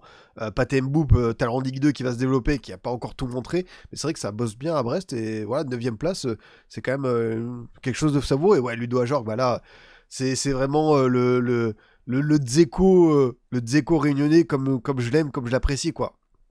Tellement efficace dans son registre. Un seul tir en plus, hein, une occasion, hop, et ça finit au fond avec ce but du gauche qui va chercher un peu derrière. Donc voilà, enfin, c'est vrai que Le Havre actuellement est prenable et Brest a su faire le match qu'il fallait. Et même le but de Del Castillo, hein, je parle beaucoup du but d'Ajorc, techniquement qui est propre, mais Del Castillo, le petit but du gauche pour Lobé Moridio qui part très très bien, servi, je sais plus qui fait la passe D pour notre ami. Tac tac, c'est pas Chotard, c'est qui déjà qui fait la passe D pour notre ami Del Castillo? Est-ce que c'est pas Doumbia qui l'a fait tout simplement? C'est ça, c'est Doumbia qui donne ce bon ballon à Del Castillo. Vraiment, c'est parfait quoi. Enfin, il lobe Moridio, en plus je crois qu'il regarde quasiment pas le gardien, donc vraiment propre. C'est Lala qui fait la passe D. Bien vu, c'est Doumbia pour Ajorc et c'est Lala pour Del Castillo, c'est ça, exactement. Donc ouais, le but est très très bien construit. Et non, bah, ça fait plaisir, c'est une équipe qui s'installe, toujours en Ligue 1. Parce que, comme je le dis souvent, eux ils peuvent perdre 3-4 matchs d'affilée, c'est pas la fin du monde. Ils savent d'où ils viennent. Par contre, ils savent aussi vivre des belles périodes euphoriques. Et ce que j'ai dit pour Lens depuis 2020, la remontée, je pense Brest depuis 2 ans et demi, ce qu'ont vécu les supporters, c'est assez inouï et qu'ils continuent à en profiter. Qu'est-ce qui manque à cette équipe? On sait que Brest n'a pas forcément eu les meilleurs parcours en coupe dans son histoire. C'est peut-être le genre d'équipe qui, je pense, en Coupe de France pourrait faire mieux. Cette saison, ils se sont arrêtés assez tôt. C'est peut-être le petit regret. Ça peut être un objectif pour les prochaines saisons. Mais en attendant, en Ligue 1, tu vois, ça continue de s'installer. Tu as le nouveau stade qui arrive. Donc, vraiment, une très belle chose, quoi. Et côté Havre, en plus, tu avais quelques absents. Tu avais Abdoulaye Touré, mais tu en avais un autre aussi sur le front de l'attaque. Non, ça, c'est Kenny Ketan qui a pris la place au milieu de Bouffal et Soumaré et Bonang, Ndiaye, Gourna Douat. Bref, voilà, bah écoute, encore envers, t'as Sanganté qui était en latéral droit, c'est pas forcément le poste que je lui préfère, peut-être un Seko un peu plus haut, avec Gourna Douat, Ndiaye qui j'aime bien son activité. Voilà, c'est vrai que Le Havre a pas trouvé de solution, de toute façon quand tu fais autant de tirs et que t'en as pas un seul cadré, difficile d'exister. Les amis, on va faire comme d'habitude la bonne petite équipe type de cette journée de Ligue 1. N'hésitez pas à me balancer vos suggestions. Il y a des joueurs qui vont s'y retrouver assez facilement. Je pense à Valentin Rongier XXL qui a vraiment fait son match. Il n'a pas toujours été à la fête, mais je pense qu'on va pouvoir mettre le bon Pavard, hein, qui sort la tête de l'eau avec cette rencontre. Matondo, Sangaré, ouais. Matondo, je pense que c'est le joueur que j'ai envie de récompenser du PFC parce que lui aussi, on a vu quelque chose d'assez grandiose de sa part. Udol en vrai, Lamine Camara, ouais, en vrai Camara, je suis carrément obligé. Camara, on va basculer, hop, le petit 4-3-3 des familles, on va le mettre là. Et je vais mettre Akliouche aussi. Akliouche côté monégasque. Je me demande si je vais pas mettre Zakaria également. Parce que en vrai, quand tu gagnes à Paris et que tu as tous ces joueurs qui sont bons, c'est vrai que ça mérite peut-être un peu plus d'être comme ça mis en avant. Ah, il y a Avom qui a mis un but de folie. Ah, Avom il est pas mal. Hein. Avom, c'est vrai que son petit but, il mérite quoi. Mais ouais, Zakaria, je pense que tous les jours, ça doit s'installer dans cette équipe. Sangaré et ou Udol, Zakaria, ouais, Udol, c'est vrai que ça mérite quand même une bonne petite présence. Il y a Thauvin qui est impliqué sur 2 buts quand même. C'est pas mal aussi pour lui. Il y a Peixao, hein, Peixao qui est passeur D, qui fait un bon match dans les efforts, tout ça. Ça peut s'entendre. Del Castillo, ouais. Del Castillo, franchement, Del Castillo, ça peut être le cas. Il va peut-être plus me manquer un 9. Et à la limite, le 9, qui c'est que je pourrais mettre? Sinon, je fais une attaque Del Castillo à Kliouche. Je recule à Vom. Voilà, on va peut-être faire ça. Comme ça, on va se mettre bien avec un petit milieu qui me plaît bien. Là, ça commence à prendre forme. On va être là. Et ouais, en gardien, j'ai pas une performance de dingue ce week-end. Et parce qu'il y a Kofi qui fait un clean sheet à Nantes qui en arrête 2-3. Est-ce que ça peut être lui? Ouais, Samba. C'est vrai que j'ai pas beaucoup drainé par rapport au 4-0. Samba, ouais, ça peut s'entendre. Ça peut s'entendre que je mette le bon vieux Brice là-dessus. Donc ouais, en vrai, je pense que l'équipe, elle tient la route comme ça. Samba au cage avec Lala, Pavard, Zakaria, Udol en défense. un milieu losange, Lamine Camara, Rongier, Matondo, Avom, qu'on va un peu reculer comme ça, hop, hop, comme ça pour le flow, c'est magnifique. Et Akliouche et Castillo en attaque. Franchement, l'équipe, elle est pas mal, hein. Moi, elle me pied bien. Moi, elle me pied bien, quoi. C'est pour l'émission hors-jeu. Je m'en sers pour préparer hors-jeu. En fait, ce que je fais souvent, c'est que l'équipe type, là, c'est les noms qui me viennent à l'esprit avec votre aide. Et après, moi, des fois, je revois certaines stats, je revois certains trucs. Et je me dis, ah, c'est vrai que je pourrais peut-être mettre plus celui en avant. Et des fois, je change pour avoir d'autres types de joueurs. Mais en tout cas, là, l'équipe, elle est là. Franchement, elle me plaît beaucoup.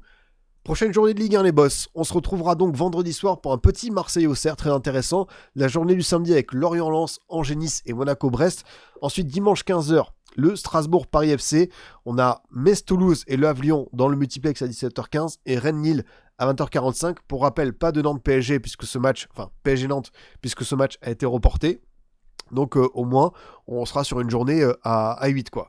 Ouais, j'aurais mis Flotov, oui c'est vrai que de toute façon peut-être que je vais changer 2-3 trucs pour demain. En tout cas, vous l'avez compris, je suis au casting d'hors-jeu, donc on se retrouvera avec plaisir avec toute la bande.